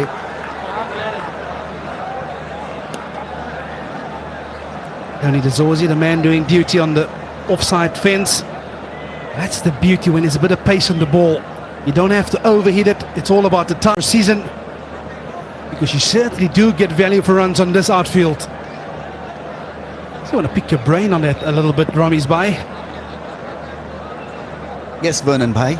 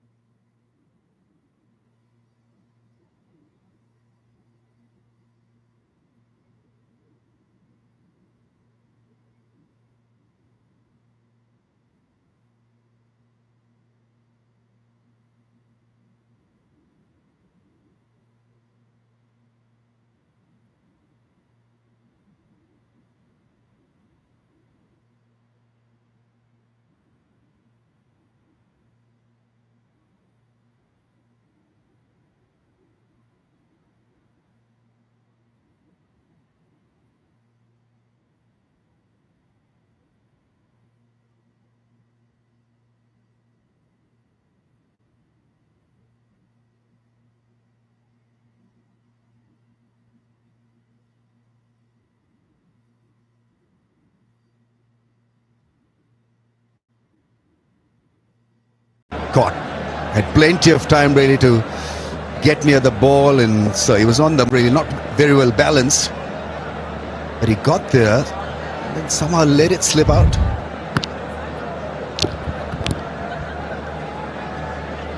An excellent fielder is young Brzezinski. Set high standards for himself, so he won't be happy with himself. That's a beauty. Lovely length, good pace, 6 without a wicket.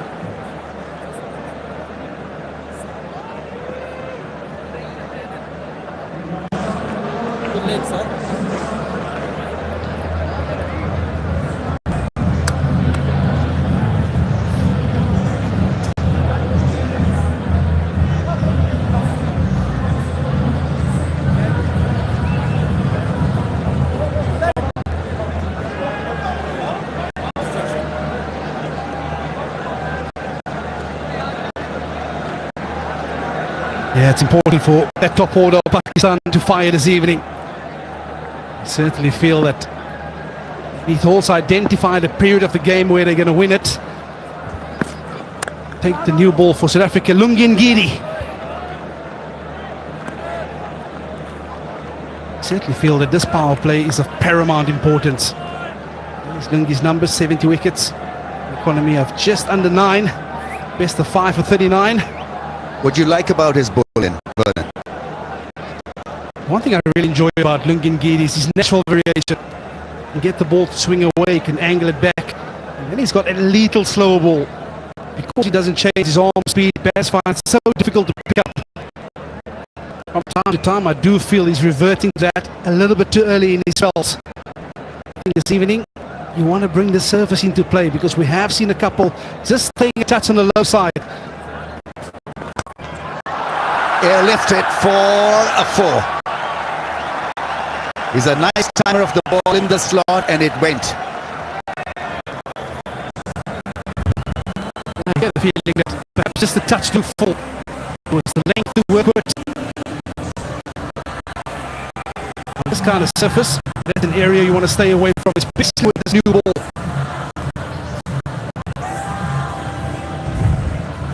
Your margin squeeze on his surface. I think South African bowlers would be better off hitting the length. If your pacer hit that length, let it climb. Another big shot. Is it a big shot? Just gets it past that man at mid-on, and ball will run away into the fence.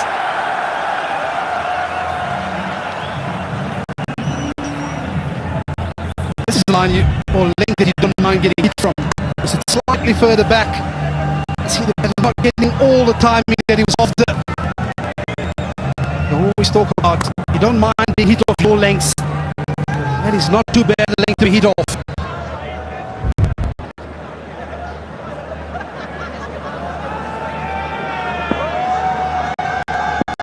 Fearless. Farhan. That's much better. Length and movement. Right then, it's flip the bucket contest, and they won it all effortlessly.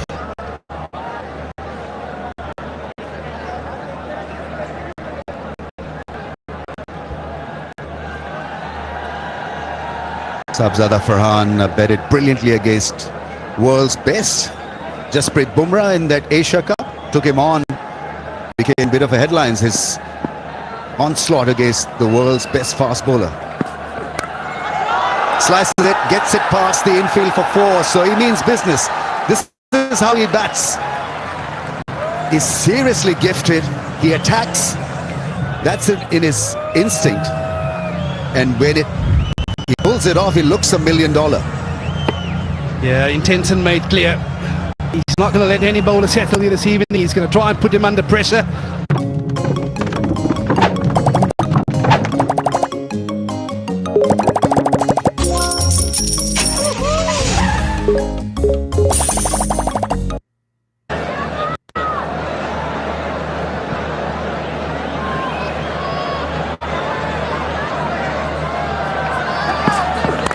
Gets smashed straight. This time it will be fielded at mid-on. Very good over for Pakistan. Very good over for Farhan. He's now 16, just 10-19 without a wicket.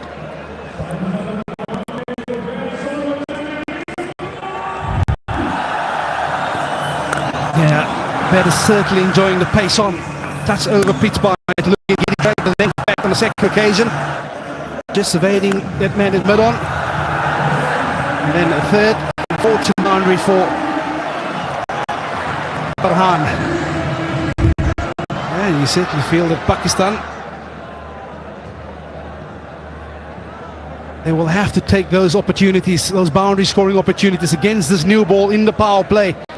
Because we've seen how difficult it becomes after the power play. So this is of paramount importance.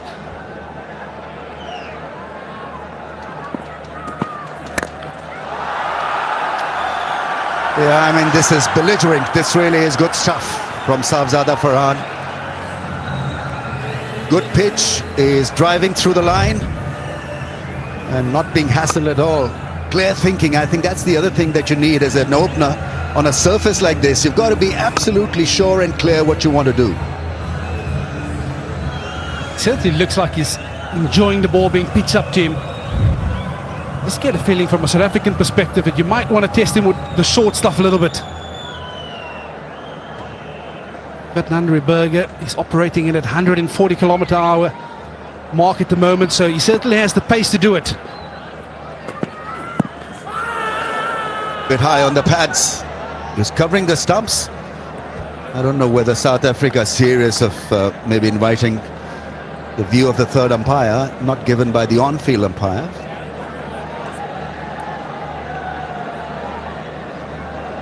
Certainly so comfortable when that ball's being pitched up. Yeah, you can see Berger is just dragging that length back, and all of a sudden he's finding himself in a tussle. That's Farhan. So when you do your planning against certain batters, he's one of those batters that come to mind that you want to stay away from the slot, because he absolutely enjoyed the ball being pitched up.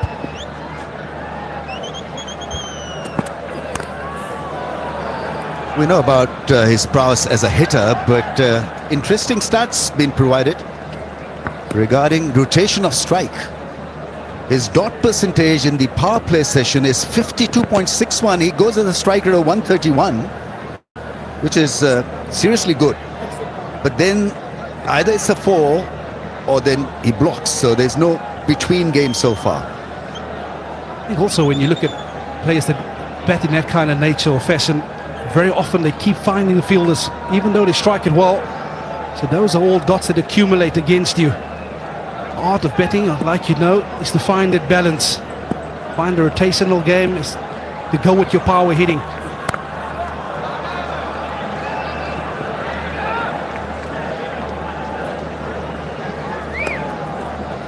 When you're out of form, every single feels like a 6 or a 50. I mean, and you've got to regard the form then.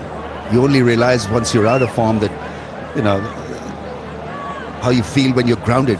And this game can ground you completely at times. It can grind you down, it can get you on the ground very quickly. So Saima Ayub, he was flying in the earlier part of the year, and then suddenly everything went pear-shaped. Couldn't get off the mark. And once again taking baby steps towards constructing a knock here. I think we spoke about it earlier as well, the importance of playing the longer version of the game, to try and find those little gears as a batsman when you're in form, out of form, and to work it out for yourself. Very much work for the bowlers as well. When you're bowling spells, you understand your body, you understand your rhythm, and you yourself know how to drag it back. At the moment in time, there's so much T20 cricket being played around the globe that players don't get that opportunity. You go back and analyze themselves. So when you're out of form, you stay out of form for a longer period of time. End of another excellent over for Berger. Pakistan 26 for no loss.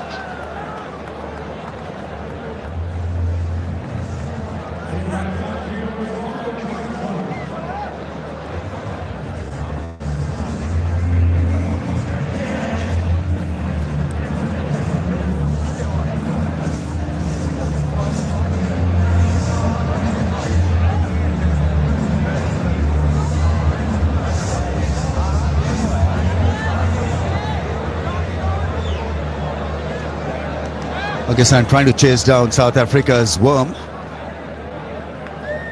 Trying to build pressure and momentum in the first part of the innings, Pakistan. They haven't lost a wicket yet. 3 overs, 26 without a wicket. It's a reasonable platform that's been set up. Still a long way to go for both South Africa and for Pakistan.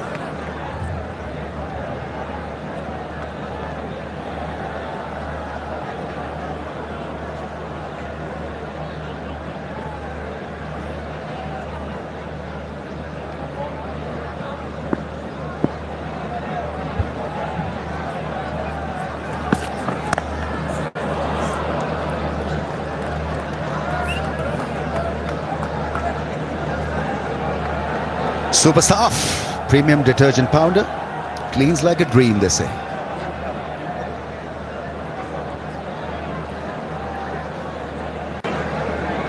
The Super Saaf start as well, 26 without a wicket. Scratchless Pakistan so far. Yeah, and it's important that they capitalise on the start, Remis.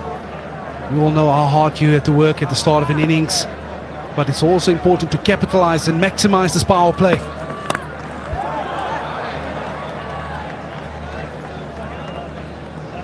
Because we have seen after the power play how the run rate just dropped from a South African perspective. Iran really enjoy the ball being pitched up and straight. It's a zone of ease, and he's looking to maximise. As a bowler, you perhaps want to stay clear of that zone because he absolutely loves it there. South Africa scored 74 in the power play, so Pakistan 27 without a wicket.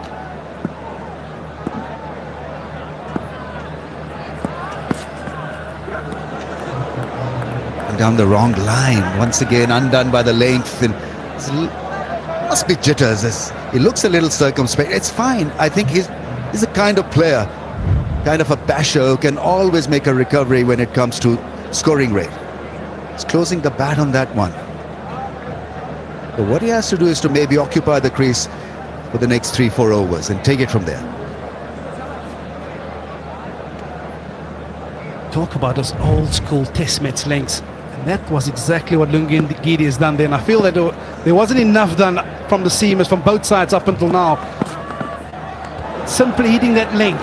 Let the batsman hit you off your length. Don't change it up. Stay there.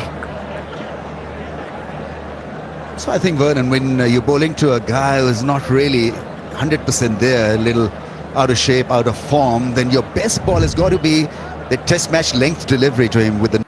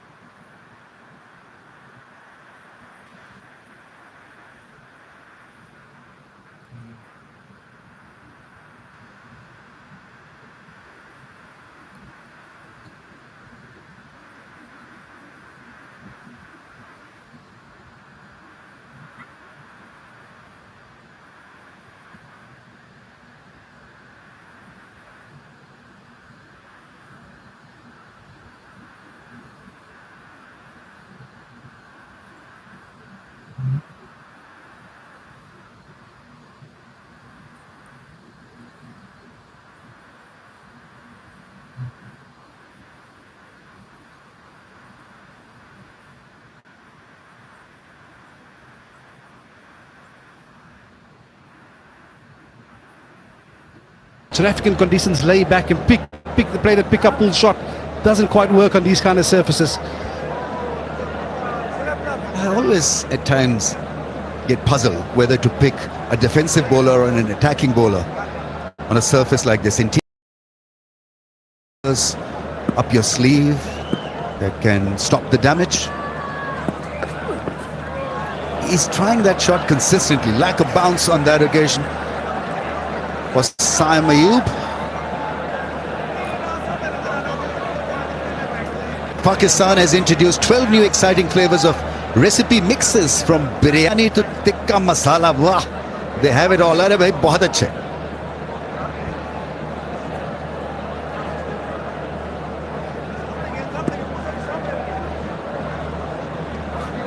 You just get the sense with all these dot balls, pressure is starting to mount, because they know the importance that they have to maximize this power play. That's that length that I'm talking about and referring to, Rummies. As a batter, you can't get underneath it, and also you can't hit it down the ground. That is what he's doing so successfully, Lazard Williams, even in domestic cricket back home. Yeah, the follow-up act has got to be very smart. There's more pressure if you're a bowler that comes and bowls in the middle phase of the innings. You know, it's always fine if you're given the new ball because the field is in, and so you can pick up a wicket, you can go for runs, but the follow-up act has got to be precise and measured. Oh, bowling! This is terrific bowling. Really is great because he hit the length. So the celebrations, Vernon, you can describe those celebrations for us. I think he's gotten rid of dangerous looking Sabzada Farhan, who was shaping up so well. I don't know why he went across the line, but he did. And there's a massive damage done by Williams. Yeah, and this is the result of pressure. There's been a huge number of dot balls bowled to Saim on the other end. And like he's done all too often, get rid of the dangerous batter in the power play. Lazard Williams, yeah, the king of the West Coast, they call him. That's how he celebrates his wickets. Oh, he got rid of the dangerous Farhan. Pakistan find themselves 31 for 1.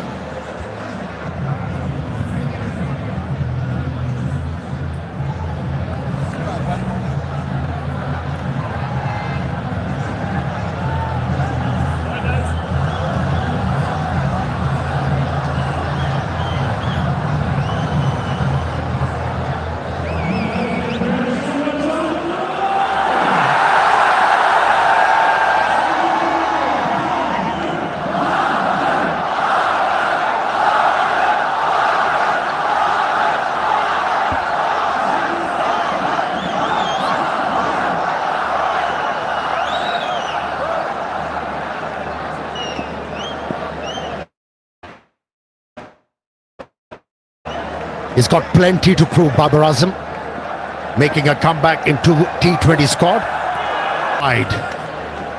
You got a feel for Sabzada Farhan. He was impelled to take few chances because his partner Saim Ayub was struggling to get ball onto the bat, and he had to take chances. He was cleaned up. Now the South African bowlers are making it very hard for the Pakistani batters.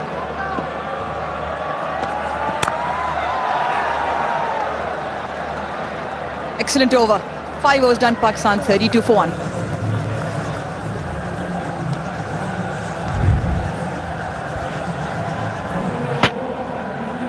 Yeah, pressure mounting, pressure that off the dot balls from the other side.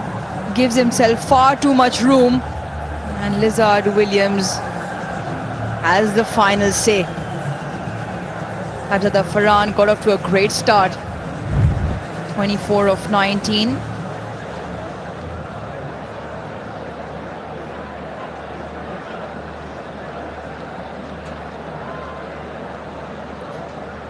Now, a couple of new names in the Pakistan lineup.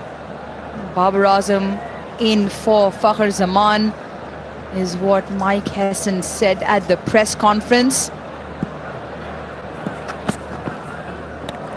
It's been the story so far. A swing and miss on quite a few occasions. Saim now 5 of 12. Yeah, Saim has to remind himself there are different strokes in the coaching manual.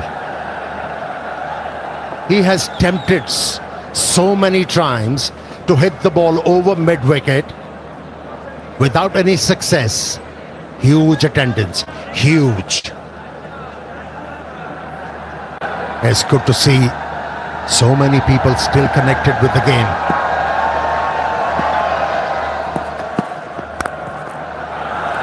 Does get bat, will pick up one. Yeah, brilliant from Rawalpindi. Best places to come and watch the cricket. The crowd's always fantastic. And they've been thoroughly entertained in the first half from South Africa. And they will hope that the home side can deliver the results as well. Brilliant. One of 3 T20s, the only one here in Pindi. And then we move to Lahore for the final two.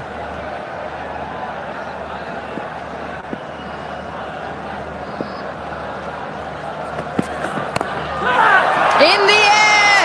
And he's gone! Babar Azam on his return to T20 international cricket falls for a duck. Oh no. Oh no. More than 15,000 people turned up to see Babar Azam in action. Are disappointed. This is not a kind of stroke you associate with Babar Azam. I don't know.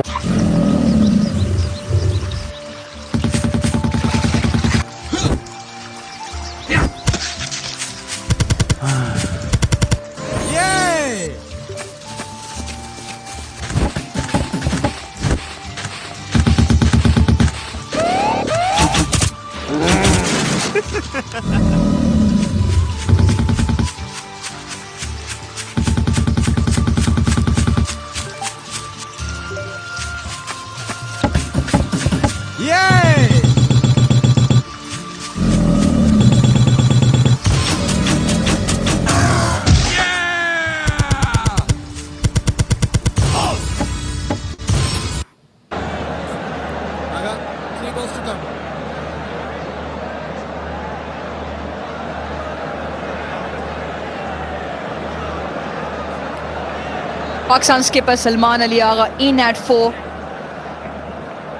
For Pakistan's sake, far too early. 33 for 2. Still 3 deliveries in the power play. Oh, that's cut him in half. This is exceptional line and length bowling from South Africa. And they're getting the ball to talk. Yeah, a bit of grass covering, and that's why the ball is doing a lot. Babar Azam was cramped there. That was too close to the body to be able to hit the ball over extra. Was holed out. A soft dismissal. Yeah, everything is good in hindsight. Babar Azam.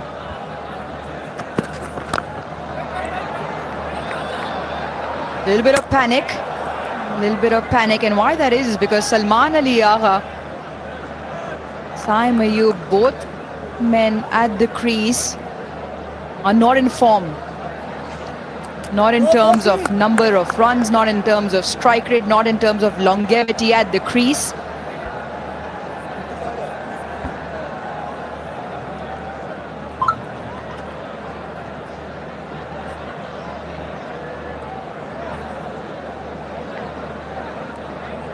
Salman Ali Agha in his last 12 T20 international innings. Yes, sir. 181 runs.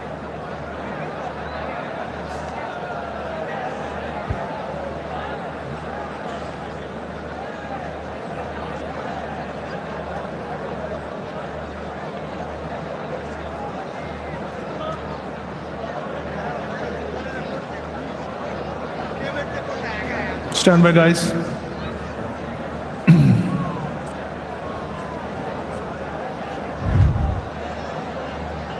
Just keep rolling nice and slow.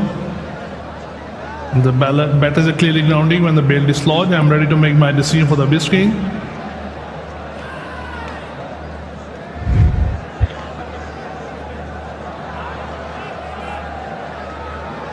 So no damage done. Excellent over for Corbin Bosch. 1 wicket and the 1 run only. Big shout, comes a long way across.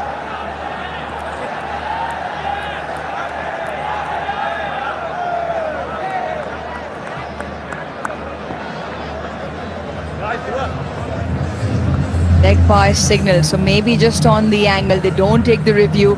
End of the power play, Pakistan 34 for 2.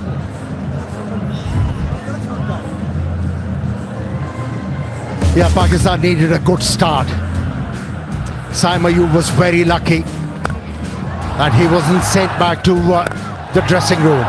But it was Sahibzada Farhan who took the liking for South African attack, kept on talking the ball into the gap before this happened. But definitely this power play belonged to South Africa. Picked up 2 wickets and bowled miserly.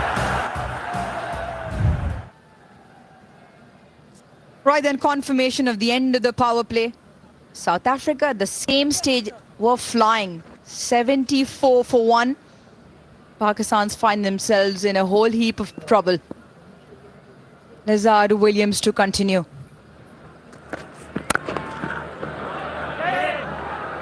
I mean, why I say this is because Salman Ali Agha in his last 12 T20 international innings, averaging only 18, a strike rate of 100. Saim Ayub, last 10 T20 international innings, averaging only 6.5. 5 ducks in that, and it could have been 6 tonight. He was dropped when he was still on naught. So not the combination Pakistan want together at the crease, but a combination that Pakistan will hope can maybe just turn the fortunes.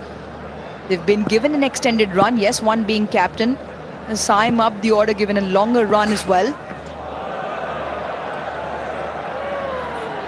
It's missing his footing there, Nazard Williams. So, and they come in at a surface which is actually conducive to batting. If they hold shape, the ball is coming on nicely onto the bat, and there is plenty of batting to follow. But important for Saim and Salman to get this right. I'm with you, Aruj. But you have to give all the credit to Pakistan Cricket Board, still showing faith in them. And now the onus is on these players. They have to steep in. They have to come good. At the moment, he's batting without a clue, Saim Ayub. Now throw the coaching hat onto you for a couple of minutes. Now, you mentioned a little while earlier, Saim's trying to throw the kitchen sink at everything. And you mentioned there are obviously more shots in the book. Maybe just close it down a little bit, play within yourself, go back to conventional cricket, get a measure of timing to begin with maybe? Or is it more of breaking the shackles and trying to hit your way out of it? He does try on that occasion and will get the much needed 6. Finally something off the middle of Saim's bat. Yeah, it was the ideal length for Saim Ayub to make the most of it. He's been trying this stroke for a long time, but this time around he gained. There was no deviation of the surface, just back of the length. Bounce was good. So was Saim Ayub. You know, when you're out of form, the basic thing you need to do is watch the ball coming out of the hand. Try and get to the pitch of the ball, or just use the box. These are the basics. But if you look at the footwork we have seen from Saim Ayub, not appropriate. I mean, he's thinking about one stroke, and that's why he's been limited. He needs to be open to other options. Well, there is 100% confidence option with Hello Hair and Dandruff Free Hair. No troubles at all.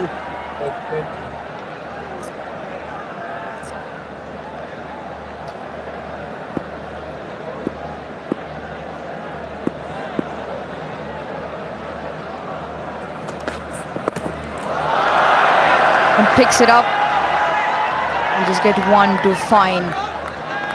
And the other conversation around Pakistan and their batting approach, they've gone down the route of this ultra-aggressive batting approach, which is the messaging out of the camp, both from Mike Hesson, the head coach, and Salman Ali Agha, the captain. But the problem with that is the numbers don't suggest that approach has dovetailed with the execution of skill on the field.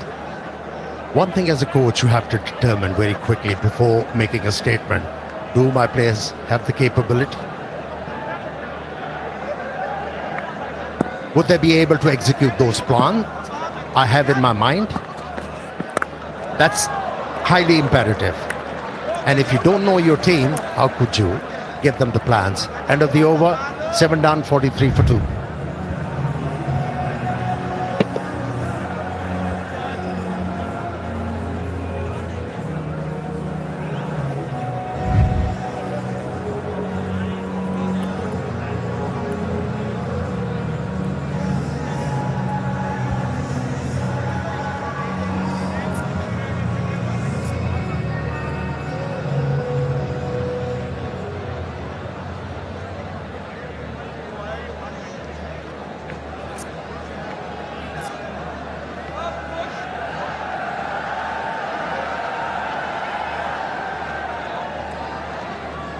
The worm just falling away. A couple of wickets in that power play for Pakistan. It through the line, but can't pierce the inner ring, which is meant now Pakistan have already played 24 dot deliveries in comparison to 36, and that is a massive talking point with Pakistan in the last 4 years.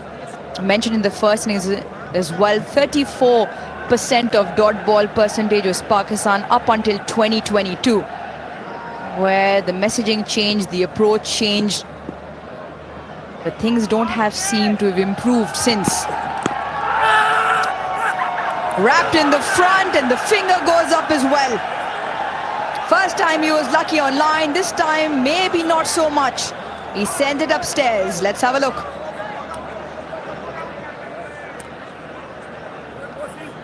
TV Empire to Director, we have a player review for LBW.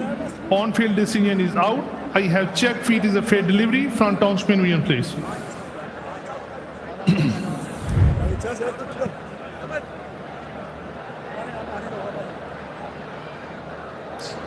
Keep rolling. And roll back, please, one more time, please. Ball appears to very close to the bat. Confirm it from multi, please.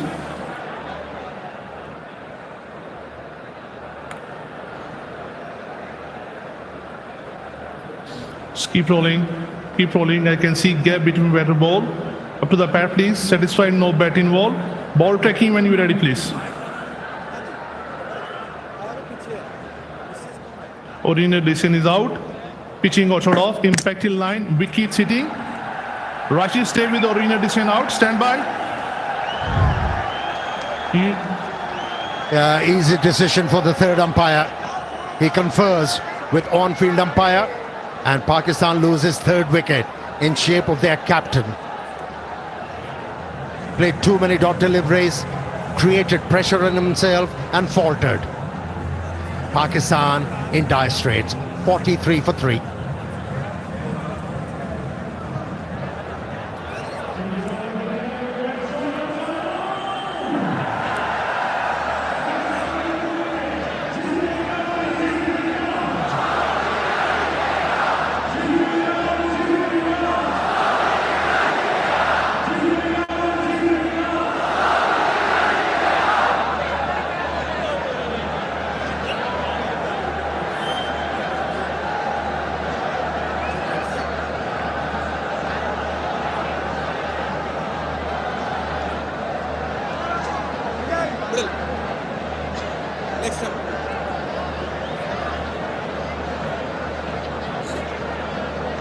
Usman Khan also making a comeback into the Pakistan T20 international side. He'll want to do better on those numbers. Still fresh in his career, been in and out of the side, and comes in with his side in a spot of bother. And that continues. And the reason why, according to the coach, he's been brought back into the side because he plays spin so well.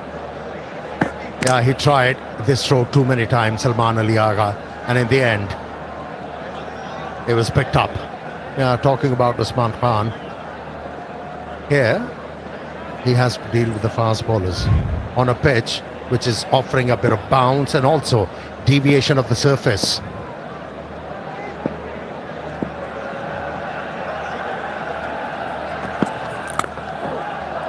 And bowling with some pace as well. 144 clicks, that delivery to Salman Ali Agha that caught him in front of the stumps. And yes, Amir, you mentioned the ball, the surface, and maybe just a slight amount of moisture on it is helping the seamers, but it's the line and length, just the consistent discipline with which they're hitting the wicket hard. Corbin Bosch now has a wicket in both of his overs. They just kept it very, very simple. Haven't seen any change of pace so far. It's been pace on, but it's just been relentless consistency with line and length, which has made Pakistan's batting trouble. Once again, just there, hitting the pitch, hitting that length. And they don't need to change that. It's something that is working for South Africa. And one thing is associated with South African cricket, they extrapolate. And they gather the information. Once they got the information, and then they make the plan. And their execution is very good. It's all about extrapolating in a proper way.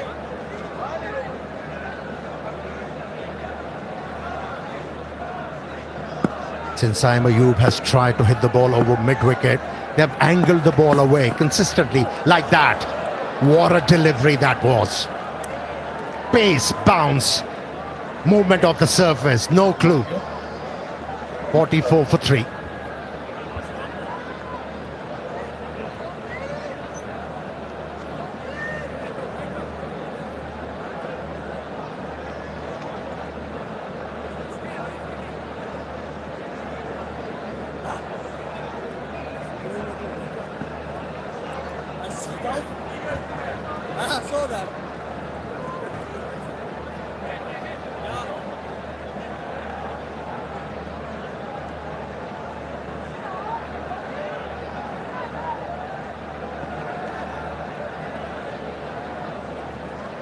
Pakistan required 151 of 72 balls.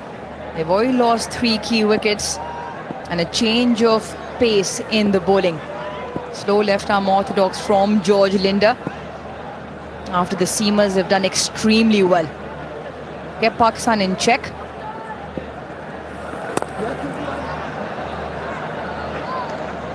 He really batted well. Linder. Yeah, Tapal Tea Lounge is the place where you can relax and enjoy Pakistan's #1 tea.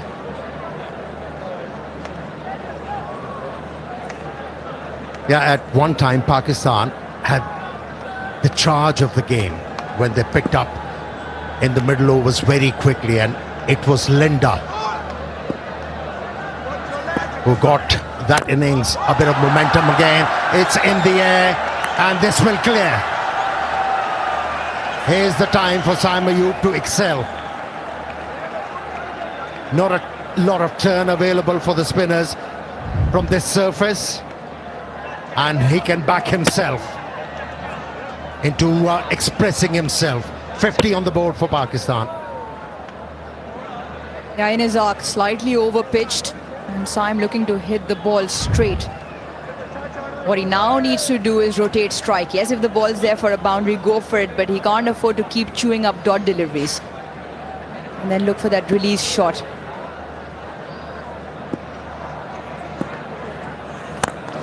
Goes for the release again.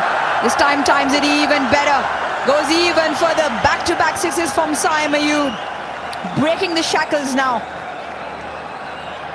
Yeah, the faster bowlers had him tethered. Ever since the left armour has been introduced into the attack, he's started to feel confident. And he's backing himself into taking the left arm spinner on. Couple of sixes already in this over. A favourable matchup as well with the ball turning in. This way in. Welcome to Fall Winter 2025. Newness isn't just in the air, it's defining the moment. From first glance to deeper detail, the vision evolves. Every chapter reveals new textures, details, and stories. Immerse yourself in Fall Winter 2025. Discover on UNAS.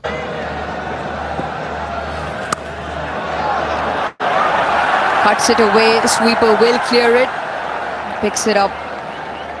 Osman picks up to an expensive over. 16 off, still 1 to go. Couple of more overs like this for Pakistan. That will make things even Steven. At the moment, Pakistan team lagging behind in run chase.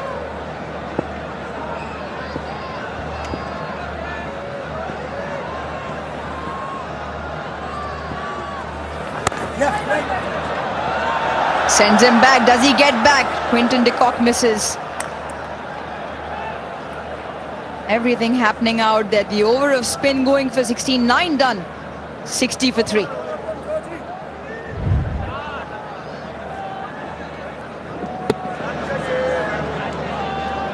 He didn't even bother to look at his partner. He was halfway down the track. Very lucky for Osman and Pakistan. Quinton de Kock did not find the target. 135 off 66. And more importantly for South Africa, picking up 3 wickets. Couple in the power play, 1 out of the power play, that of the skipper. 17 of 10 between Saim, who's hit George Linda for a couple of sixes in the previous over.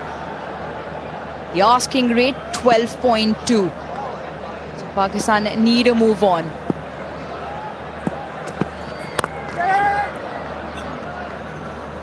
We're coming back to the discussion again, and why that is so pertinent is that I feel the value of 1s and 2s so far, so many times, doesn't get emphasized enough. And now Pakistan are at the guilty party of that. We were mentioning up until 2022, Pakistan's dot ball percentage was 34. And ever since then, that ultra-aggressive mindset and that messaging has come through. But the numbers haven't really followed. The dot ball percentage has only risen to 39. So in the last 22 of 26 T20s, 39% dot balls. And once again tonight, already 29% dot deliveries. So there's somewhere along in that formula, something isn't fitting correctly. Pakistani batters are lost in translation. And I think if they want to be flicker-free, like we enjoy and the crowd enjoy flicker-free moment, I mean, they have to improve their technique. They need to learn how to play with softer hands. If you have hard hands, your shoulders are hard, then there won't be any wrist work. Edged deliberately for 4 runs. That's the Saima we all know. Andre Berger bowling with some pace. 143 clicks that previous delivery, but it was slightly wide outside that off stump. Opens the face of the bat, no slip. Third very, very square, and the pace causes that edge to fly.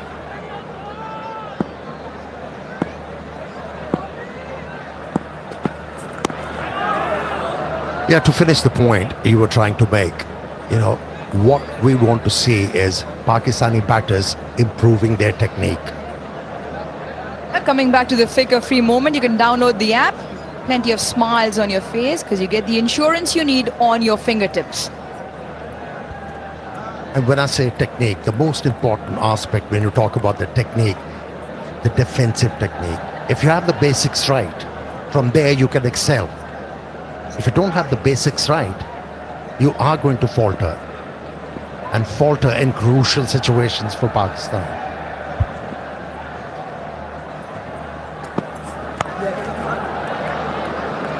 We saw this during the Asia Cup as well. The number of dot ball percentages high. But at the same time, the percentage of attacking shots that Pakistan played was the highest, but not for too many runs. We were losing far too many wickets, and the execution of those big shots wasn't yielding the number of runs, hence why the combination almost became double fold, not helping Pakistan's cause. So somewhere along the lines, they'll have to find a balance. Aruj, you've been commentating for a long time, and in T20 cricket, when there are 3 dot deliveries played, you say, something is going to give. So if you play dot deliveries, then the percentage of attacking stroke has to be higher. And in pressure situations, at times you don't pull off. Here's the evidence. This is the area Pakistani batters need to improve. What will give them, once they improve this, consistency, reliability. Another wide.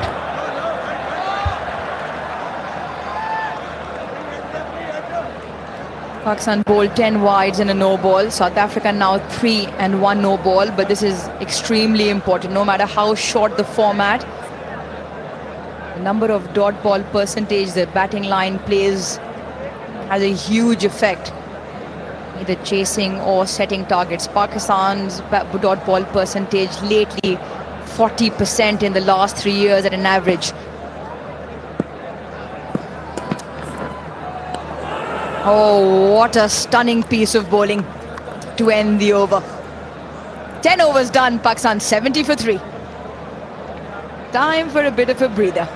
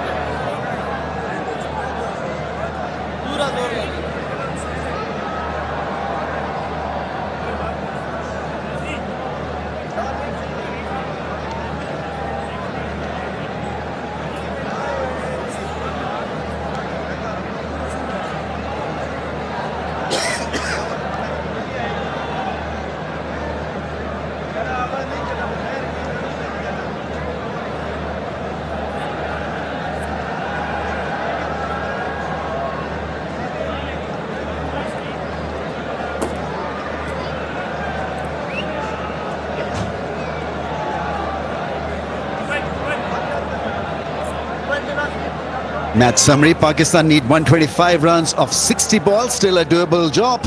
In the meantime, let's go downstairs with Zainab Abbas. So I've got with me Dr. Junaid, who is the Chief Medical Officer of Shifa International Hospital. Along with him, I've got Dr. Anisa and Dr. John, and these are all experts in the medical field. Dr. Junaid, tell us a little about what you think about this wonderful cause, which is about spreading awareness for breast cancer today. Please talk us through more about it. Yeah, I think this is one of the most important topic at the moment in the medical community. and this is one of the most treatable thing which we are actually lacking in our community at the moment. So being the doctor and the advocate for the breast cancer, and being the hospital medical director of one of the hospital who is doing a lot for the screening especially. So I must emphasize in the screening process and encourage people to go for screening especially, and you know that mammogram and the ultrasound and all the blood testing, this all is actually the mandatory part, and we should all encourage our families, our friends, our community, and I think this is one of the great cause, and we are celebrating it today at the moment. Absolutely, it is a wonderful cause, and screening is so important. Dr. Anisa, how important is it to be screened for a woman? Oh, it's incredibly important, and we know very well that women's health is so often neglected by the women themselves, by investment in healthcare. So this is key, and to see Pakistani cricket being so progressive to highlight this, I think it's so important to use the national sport, something that's close to everybody's heart, to remind the population how we can look after our daughters, our mothers, our sisters. I think it's wonderful. What measures, John, it can be taken here in terms of improving awareness within the community? Well, it's absolutely crucially important, and it's great that the Pakistan Cricket Board is supporting this campaign to raise awareness. It makes such a difference. The message is be aware, take care. You can make a difference to make your health better in the long term. So please take care and look after yourself in the long term. But this sort of initiative makes such a difference, and it works. That's the crucial thing to remember. So screening works, take advantage of it, look after yourselves and be well. All right, thank you so much for your thoughts. Like you said, screening is extremely important, and it's back to you guys in the commentary box. In the meantime, some activity out there at the crease. A boundary and now a six. Linde under pressure. He's gone for plenty, and the run chase is definitely on. He'll remain on as far as Saim Ayub is concerned. He's got to remain on as well, JP. Yeah, great contrast here in the different innings. From Pakistan point of view, dominated with the spin, and from a seam perspective, South Africa has really come in leaps and bounds. They found consistency on that line and length. That's the line, particularly to the left-hander, that could be effective for George Linde. Yes, it's a wide. He's got a small margin to work with, does he? And he's trying to get out of the arc of the left-hander in Saim Ayub.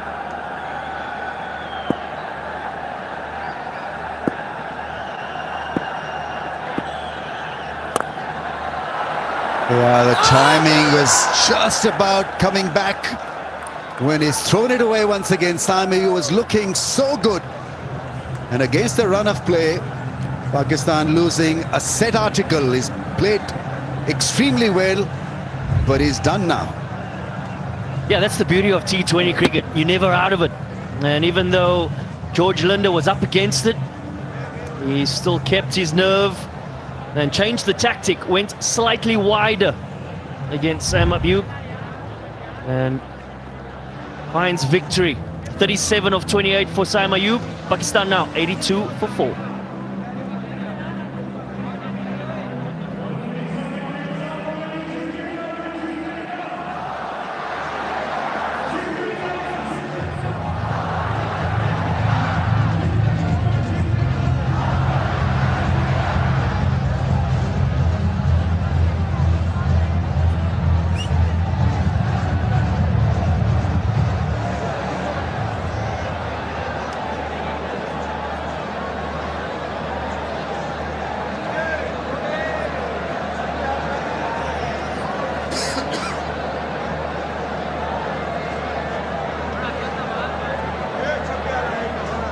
Hassan Nawaz is in.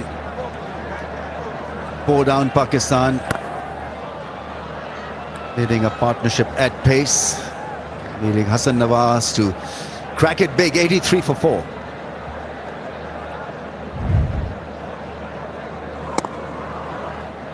Yeah, from South Africa's point of view, they'll be pretty happy with the exit of the left-hander in Saim Ayub, particularly with George Linde only bowling the 2 overs.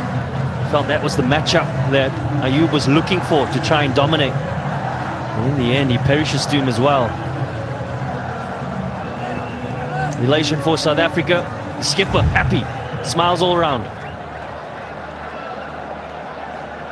A big deal when you're being hit for 4s and 6s and the batsman has dominated you to come back so strongly and to remove him from the scene. It really is a terrific piece of bowling and staying the course. Ngidi coming on to bowl now 2 overs in his first stint. I wanted to share with you my observation of how the fast bowlers of both sides have used this surface differently. South Africa very keen to hit that hard length, not to vary the ball a great deal, about keeping the ball straight and bowl at pace, whereas Pakistan were dead keen on variations and doing extra things that weren't needed. Keeping it simple, we've heard it so many times, works, and I think South African bowlers have generally kept it simple, the fast men.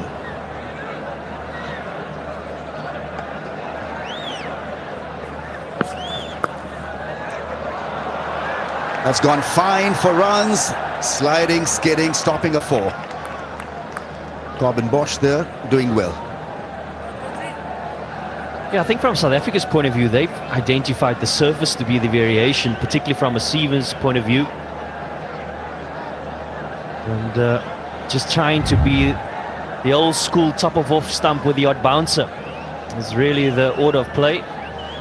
Clearly in the ring. The field of play. Great work by Corbin Bosch.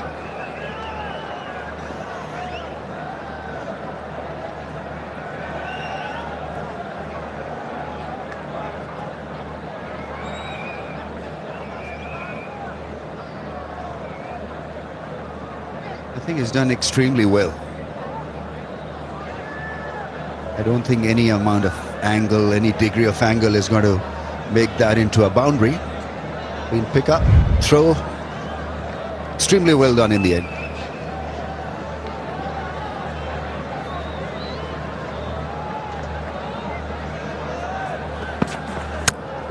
Bowled him in a rush, in a hurry. Hassan Nawaz doesn't allow himself any time to settle. And Ngidi there with a hard hit at the stumps. Yeah, the execution has been sublime from South Africa's seamers. We spoke earlier about the top of off stump being the option that they're looking for, and it always comes down to the execution. We've seen some variable bounce, and on that occasion you see the back of Hassan Nawaz. He goes for 3. Pakistan in a bit of trouble, 5 down for 85.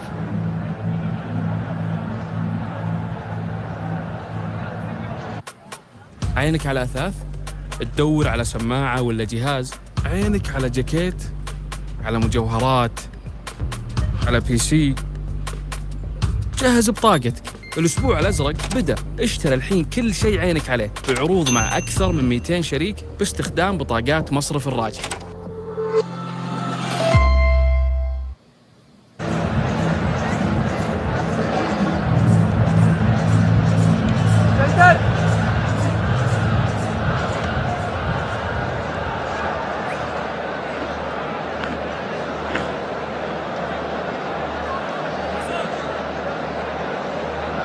Mohammad Nawaz now has got to do it with the bat. He bowled superbly, picked up 3 wickets.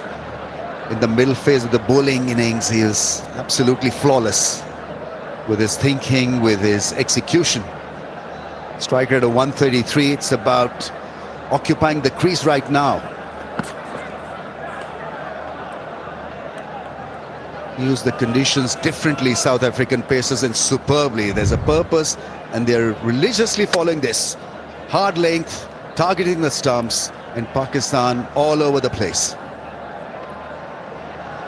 Yeah, even though South Africa would come into this game thinking, win the toss, you bowl first, you have the hindsight here of trying to understand what are the conditions and what are some of the deliveries from a batter's point of view are difficult to play.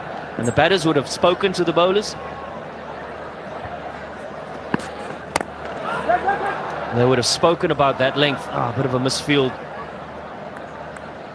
That's what you don't want. You want to be able to bowl a multiple course of deliveries to a particular batter, trying to tighten him up. But this is what they would have shared. Top of off stump, you have the variable of bounce. Allow the wicket to be that variable.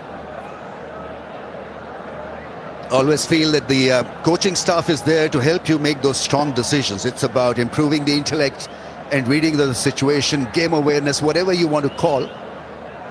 But it's about taking good decisions, bold decisions, decisions that work on the day. And I think South Africans have been outstanding. Adjusted so well, adapted so well to the bowling conditions. 87 for 5.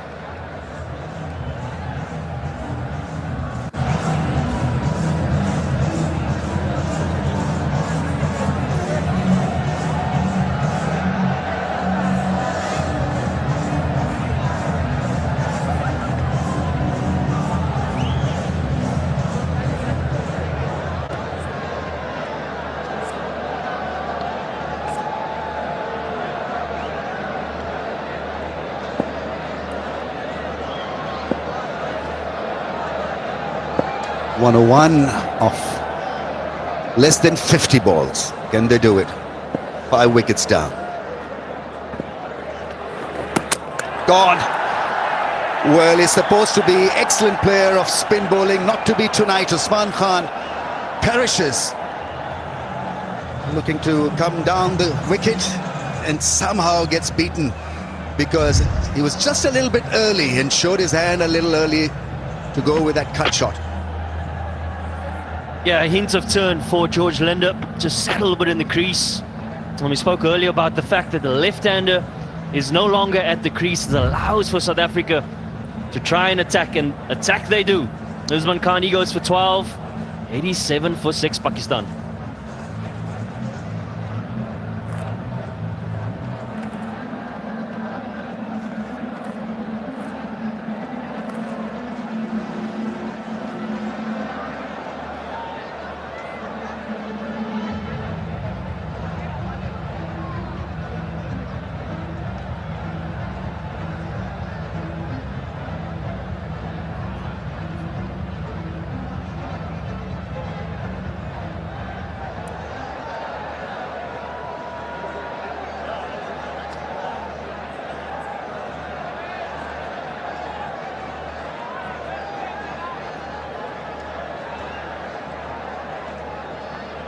It's time for Fahim Ashraf to shine with the bat. Didn't bowl at all in this contest. Dire situation Pakistan find themselves in. Who gets it to spin off the straight, not given as a wide.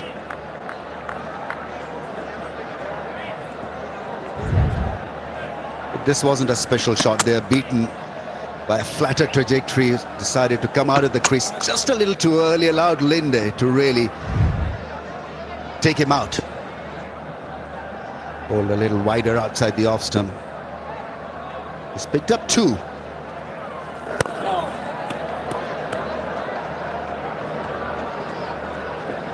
Yeah, you feel that George Linde's tail is up.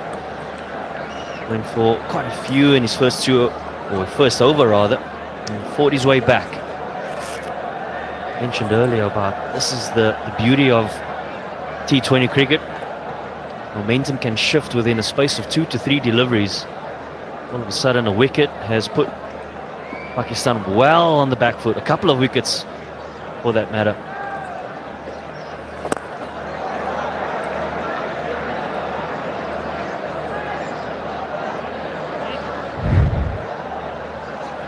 Batter away from his range. Usman Khan beaten, deceived. Good stumping from keeper. Smart piece of bowling.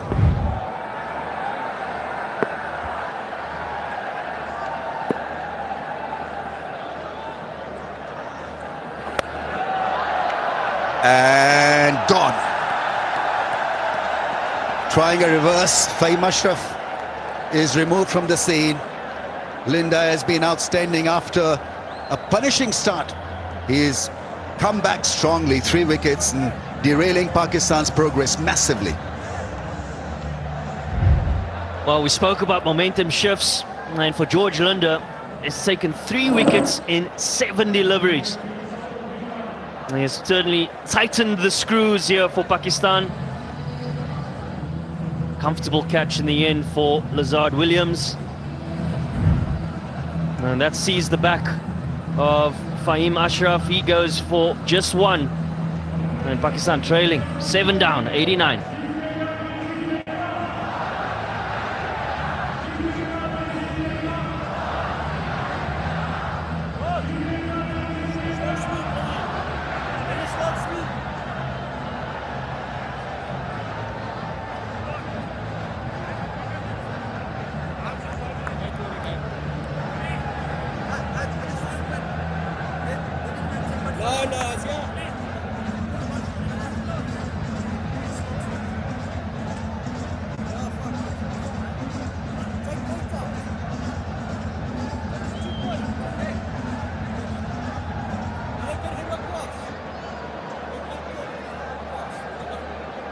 China Afridi, strike rate of 129.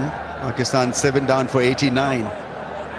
Nobody was expecting this downhill slide. The required rate 14.79.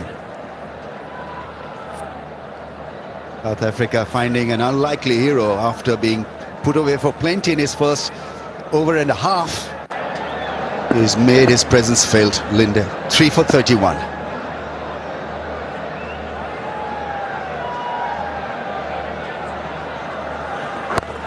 Attacking the stumps, getting the ball to spin also. Wonderfully bowled. 3 overs, 3 for 31 for him. 89 for 7.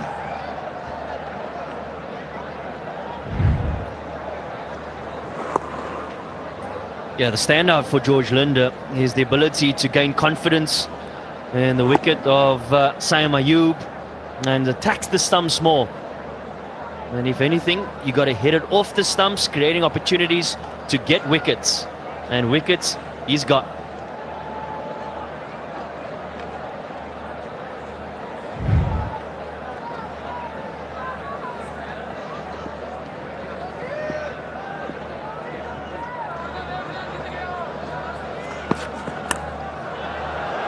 Gets it past the first slip fielder for 4, slicing it. Trying to hit the ball hard, and that has been the process, the progress, the pattern chosen by Pakistani batsmen.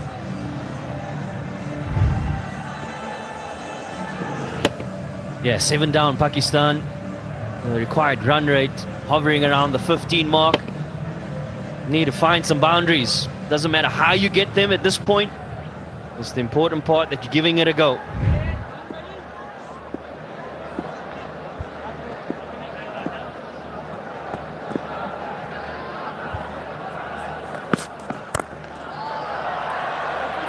A decent enough hit to make it to the fence. So 2 boundaries on the bounce for Nawaz.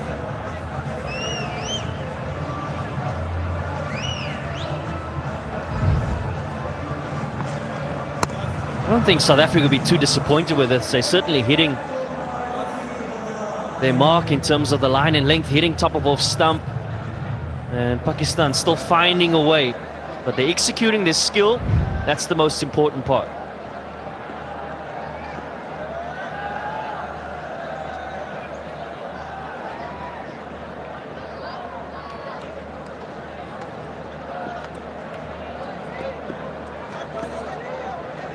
Changing his angle. Let's see what happens now. Maybe middle and leg stump channel. Oh, gets hit to fire away across the stumps. Lift and bit of pace from Ngidi. Pick a free moment for some, not for Pakistani team. Your insurance, ultimate insurance partner. They're not only figure free, but still as well. Absolutely still free. Download the figure free app, they say, to find out more details.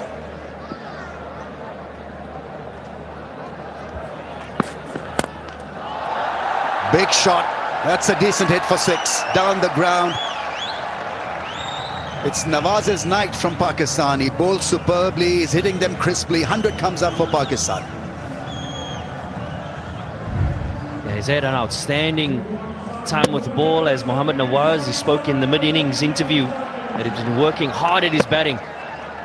And Pakistan in all heaps of trouble, has the opportunity to come in, somewhat steady the ship. And doing it with great power and finesse.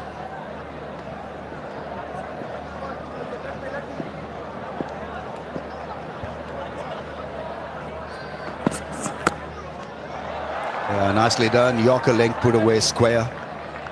Eyeing them well. Nawaz is off to a very good start. Will Shaheen Afridi be able to help him out?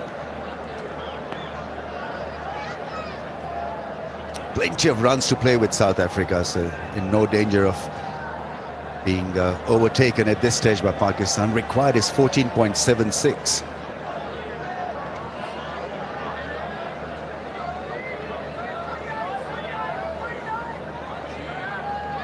Young captain, and it appears as if he'll be winning this one.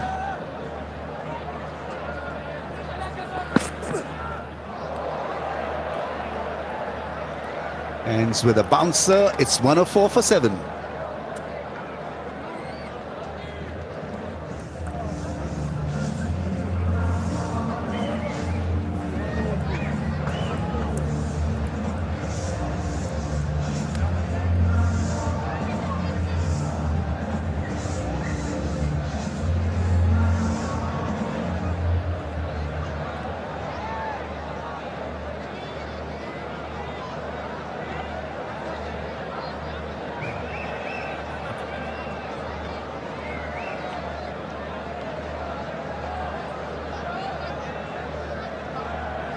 Yeah, the difference between the two sides is increasing. South Africa overpowering Pakistani worm by a long way.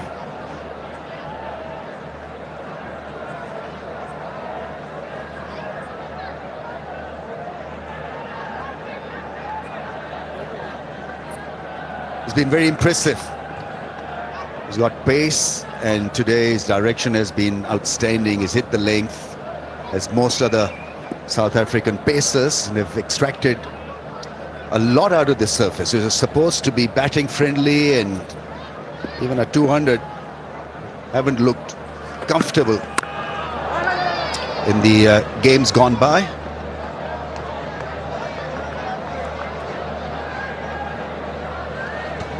Fans enjoying the match with Pakistan's own tea brand.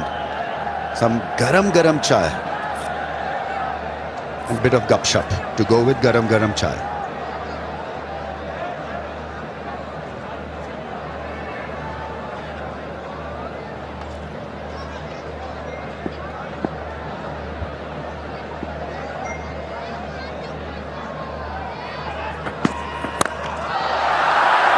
Big shot down the ground. Who will reach the fence after a couple of bounces. Shaheen Afridi muscling that one over mid-off.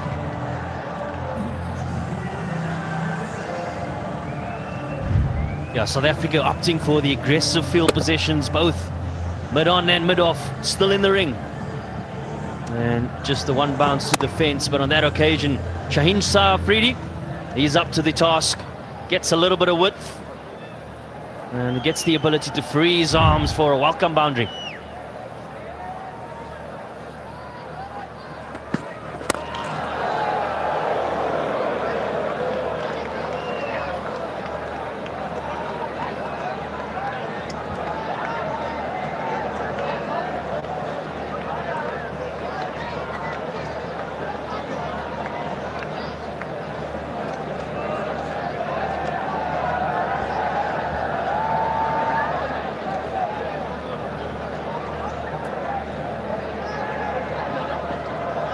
Wash 2 for 7 in the meantime of 2.3.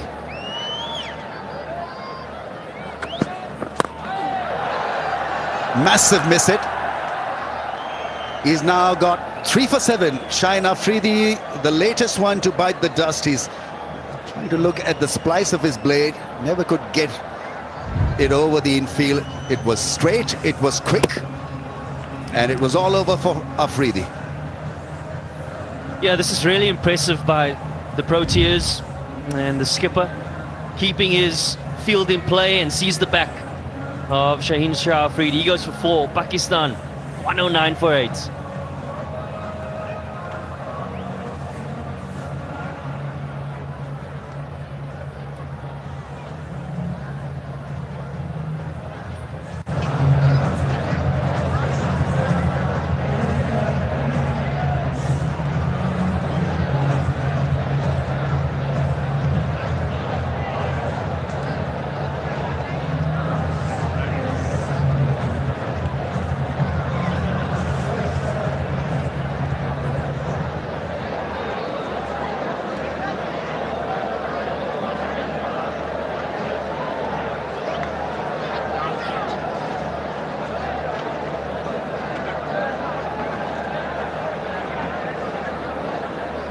A very disappointing batting effort from Pakistan. They're looking down the barrel. 109 for 8.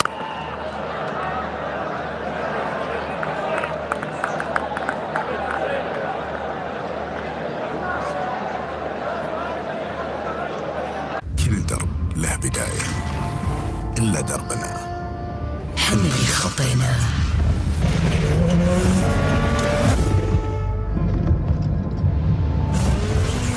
كل خطوة فيها حلم وكل وقفة فيها عزيمة. انت صورة المستقبل ومرساه، طريقنا واحد وانت أساسه. For 110.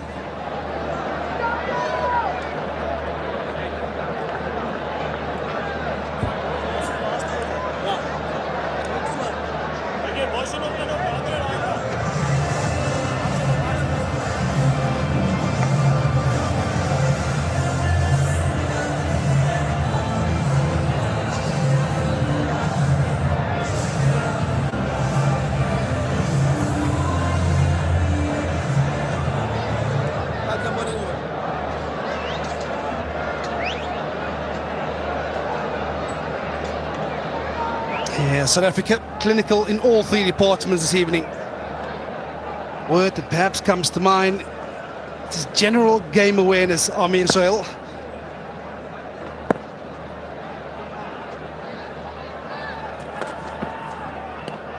Yeah, disappointing is the word.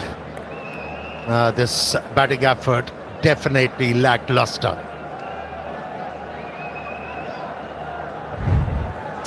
He's been having some spell here this evening, Corbin Boss, but understanding conditions. Hard back of the length. The first he got rid of was Baba Azam. That was a massive wicket in the context of this game. As you can see, he just persisted with a hard back of length and bringing those stumps into play. And the angle he created, that was troublesome for the batters. He was using that crease very well. And you know it, when you're looking to bowl at a batsman in T20 format, which is cutthroat, you have to cramp the batsman, and that's what he did. And he was rewarded, justly rewarded with 3 wickets. And look at these figures, very impressive. And it's amazing what a bit of confidence can do to you. He's been having some here at international cricket, Corbin Boss. This is real brilliant from South Africa's seamers. Spoke a little earlier about this surface perhaps not being the usual Rawalpindi surface. That has just been done for a bit of extra pace. Got to say Insaf really a little bit too quick. I told you earlier, there'll be something for the faster bowlers. But the idea was just to bowl back of the length into the surface.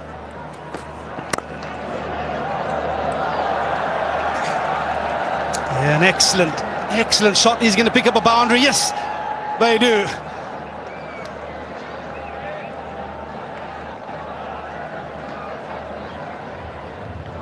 Yeah, he was itching to drive the ball through covers and finally got the length and timed it beautifully. The same shot.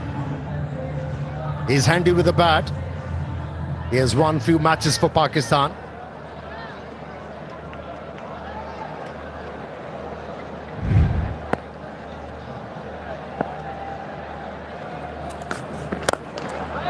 Oh, he's gone airborne, and guess what? A similar result, because he's picked the gap in that cover region. Back-to-back boundaries from Nasim Shah. Yeah, you do not associate this kind of a stroke from number 10 batsman, hitting the ball on the up. Did it beautifully. Never tried to overhit the ball.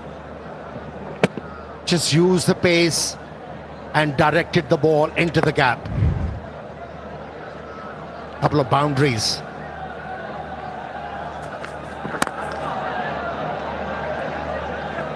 At the end of 16, Pakistan 118 for 8.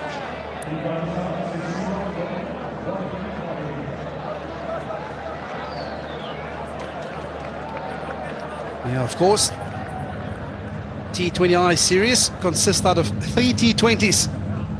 Today being the first, the Test series, of course, that's been done and dusted. One apiece.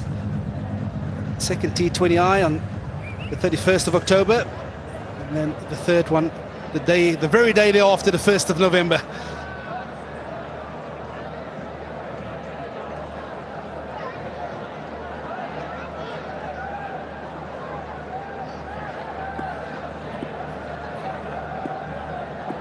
Well, to continue his impressive spell this evening, Corbin Boss called upon the captain to finish his 4.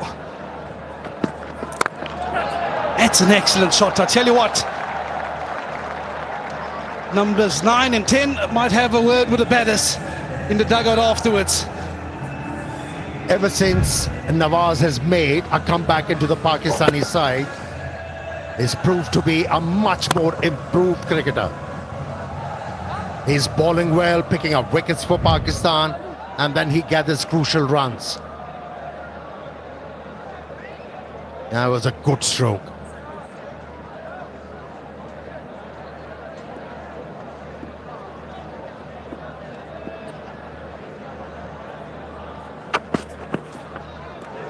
Yeah, I'll correct myself. It's not number 9 and 10, but 7 and 10.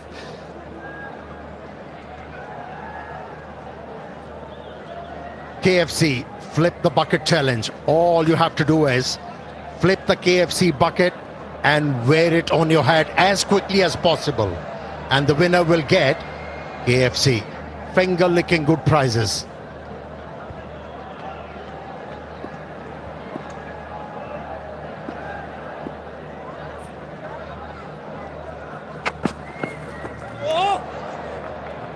A wide ball by Corbin Boss, which means he'll have to re-bowl it again. I think let's dive into the mindset of chasing such a high score, especially when you know there's a little something in it for the bowlers.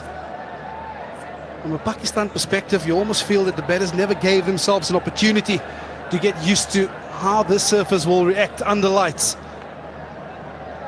Yeah, most of the Pakistani batsmen, they were trying to hit the ball towards mid-wicket. And off the front foot wasn't the right idea. And were really exposed here. And I still say the Pakistanis, especially the batters, they need to find a way to become consistent and reliable. I mean, if you keep on trying airy-fairy strokes, you cannot be reliable. There is no chance. You'll come good once in a blue moon. That's all. Yeah, I suppose 20 overs is still a long, lengthy period of time, so there is still time to build an innings, get yourself going. And then, of course, once you can get on top of the bowling team. An excellent bouncer from Corbin Boss. And this is something he's done so well throughout his spell. Never allowing the batters to play him off the front foot. Yeah, this is game awareness shown by the fast bowler. He realized Nawaz is looking to create room to hit the ball over extra cover, change the angle. He's been bringing the ball back to him, cramping him, not giving him that width to be able to hit the ball through extra. That's where Nawaz has to show awareness. Instead of looking to hit the ball over extra, why not hit the ball on the onside? Whip it. Oh, that sounded crisp off the bat, but they're only going to pick up one.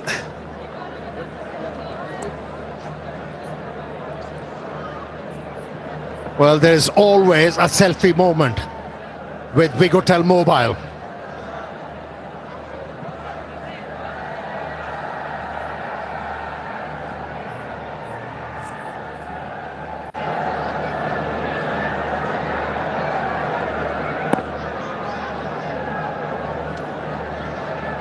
Well, there's one ball remaining of the Boss spell. Did he deliver a Boss spell for his team tonight? Oh, no, I tell you what, I think he might have just picked up his 4th. And yes, he did indeed. He picks up the wicket of Nasim Shah to finish an excellent spell of bowling. 4 for 14 with 17 dot balls in that spell. He deserved to have another wicket here. He's bowled beautifully throughout this night. The first spell was game-changing one, where he picked up 2 wickets in 2 overs, pushed the Pakistanis back, and then a couple of wickets in his second spell, and bowled really economically. Naseem goes for 9, 1 to 4 for 9. Yeah, it's also a career best performance by Corbin Boss this evening in this format. Ending with figures of 4 for 14 in his allotted 4 overs. It's a brilliant outing. He is just growing in confidence at this level, making it his own at the moment, Corbin Boss.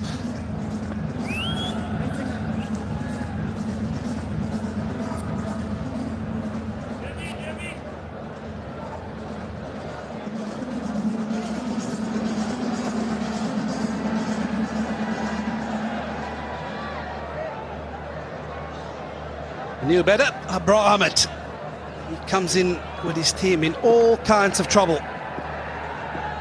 71 needed of 18. Oh, I tell you what, that went crisply off the bat through the cover reads, and he's going to pick up a boundary. Mohammad Nawaz continuing his awesome evening he's having out there in the middle. He's so adept executing that stroke through extra cover. Hit the ball aerial deliberately by pulling his weight back to be able to get at elevation.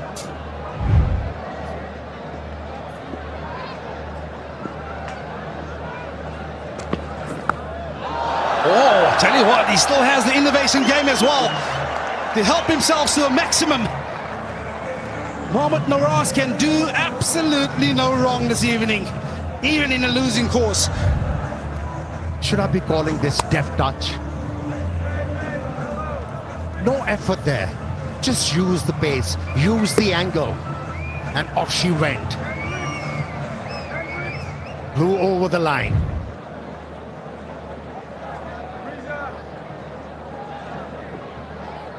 I tell you, no bowler loves to be picked for boundaries in the way that he has done to Nandri Berger. He's gone short and into the offside he goes again. I think he might have picked himself up another boundary. Does he? No. Excellent work by Tony de Zorzi out in the deep.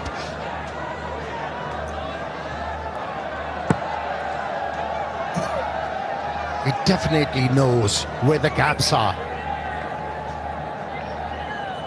He's not moving a lot in the crease, staying leg side-ish, and that's why he's been able to create that room to play that stroke through extra cover.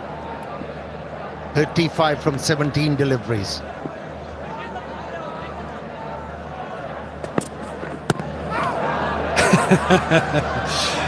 Brilliant from Nandri Berger. Seeing Mohammad Nawaz gone down early to try and play the ramp shot once again. Just take all the pace of the ball. How good was he tonight? Or should I say this evening?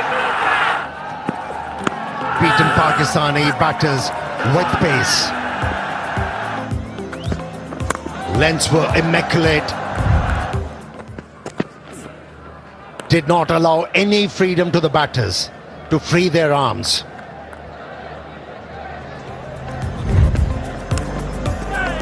And that's how he finished off his account this evening. Pick up his 4th. Excellent spell of bowling. There are those links that we're talking about, Amir. Summing up conditions, summing what works for you on this particular surface this evening. And he's been absolutely brilliant in the execution department.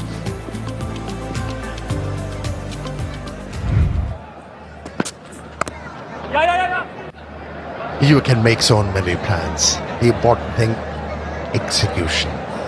If you falter there, you will struggle. And as always, you almost overthink things, and I think Pakistan at the start of the game almost overthink that because it's a high-scoring venue. They've almost gone to plan B too early. If you look at the surface will many times tell you what needs to happen. There was a lot of cracks. We saw 1 or 2 balls from Saeed Sarfredi zipping back at the left-hander. So why not operate with seam-up deliveries for a little bit longer? We all know that new ball it's only new for 2-3 overs in these conditions. At the end of 18, 138 for 9.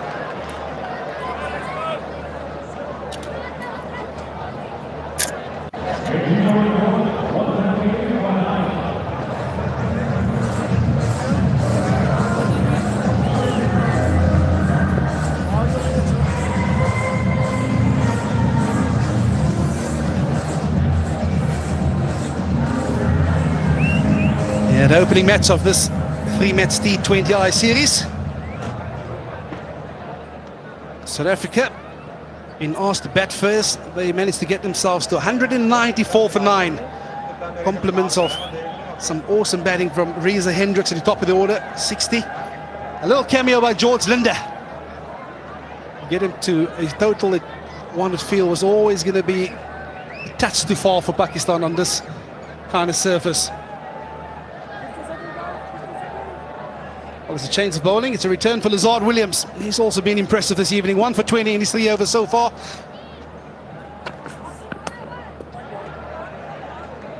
Starts with a wide delivery.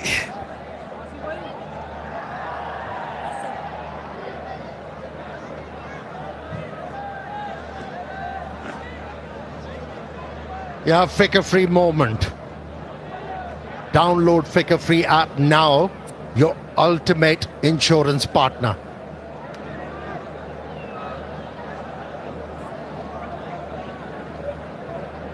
I've got an interesting little set for you.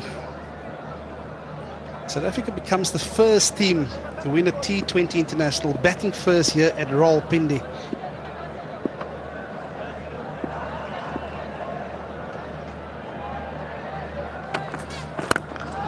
Oh, he's gone leg side, but has he picked out the field in the deep? Yes, he has. And he has picked out the safe pair of hands of Corbin Boss. And it's only fitting that he forms part of this missile to clinch a victory for South Africa here by 55 runs over the home team. Yeah, convincing. Very convincing South Africans in their first outing in this ODI T20 series, beg your pardon. They have outclassed Pakistan in every department.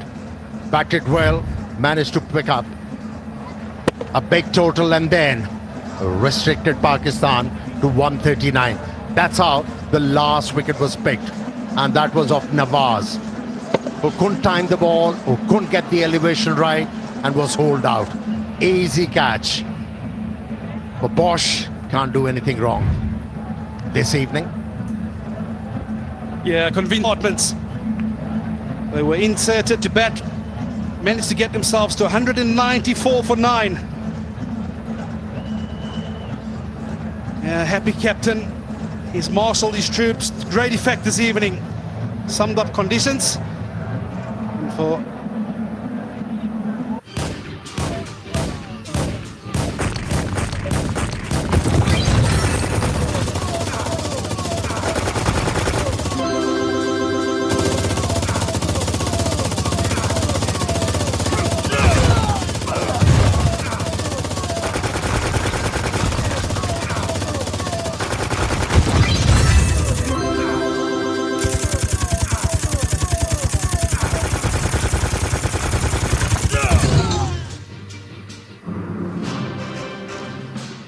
disappointed with the margin of loss, but South Africa coming to the Pakistan shores with a young team that's determined. There's places up for grabs for that World Cup next year, which is only 3 months away from now.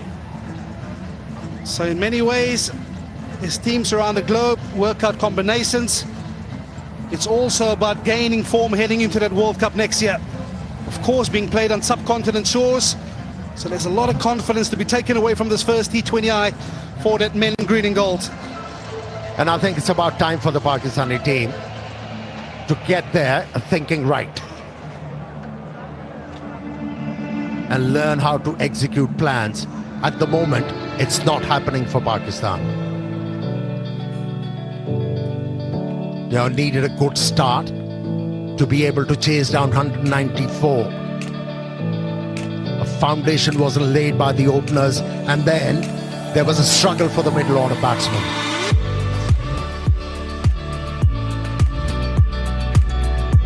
Yeah, you talk about that batting lineup, but it has been about these South African seamers.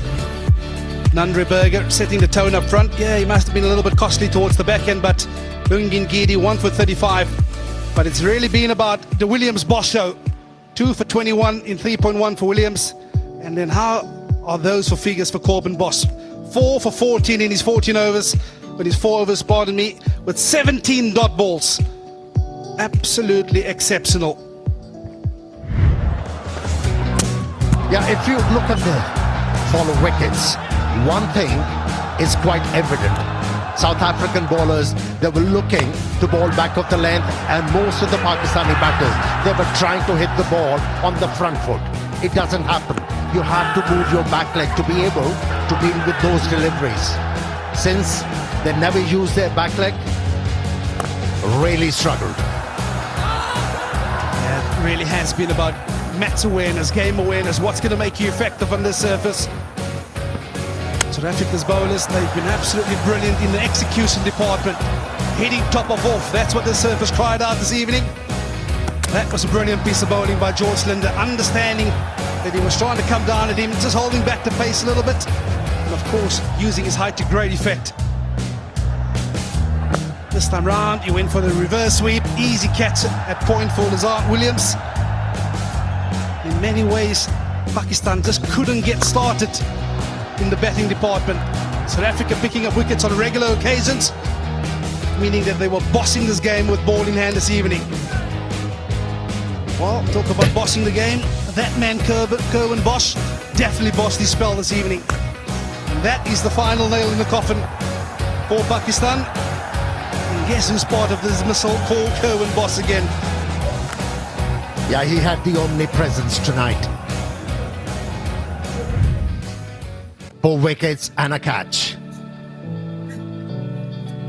So this is the story of the game in a nutshell.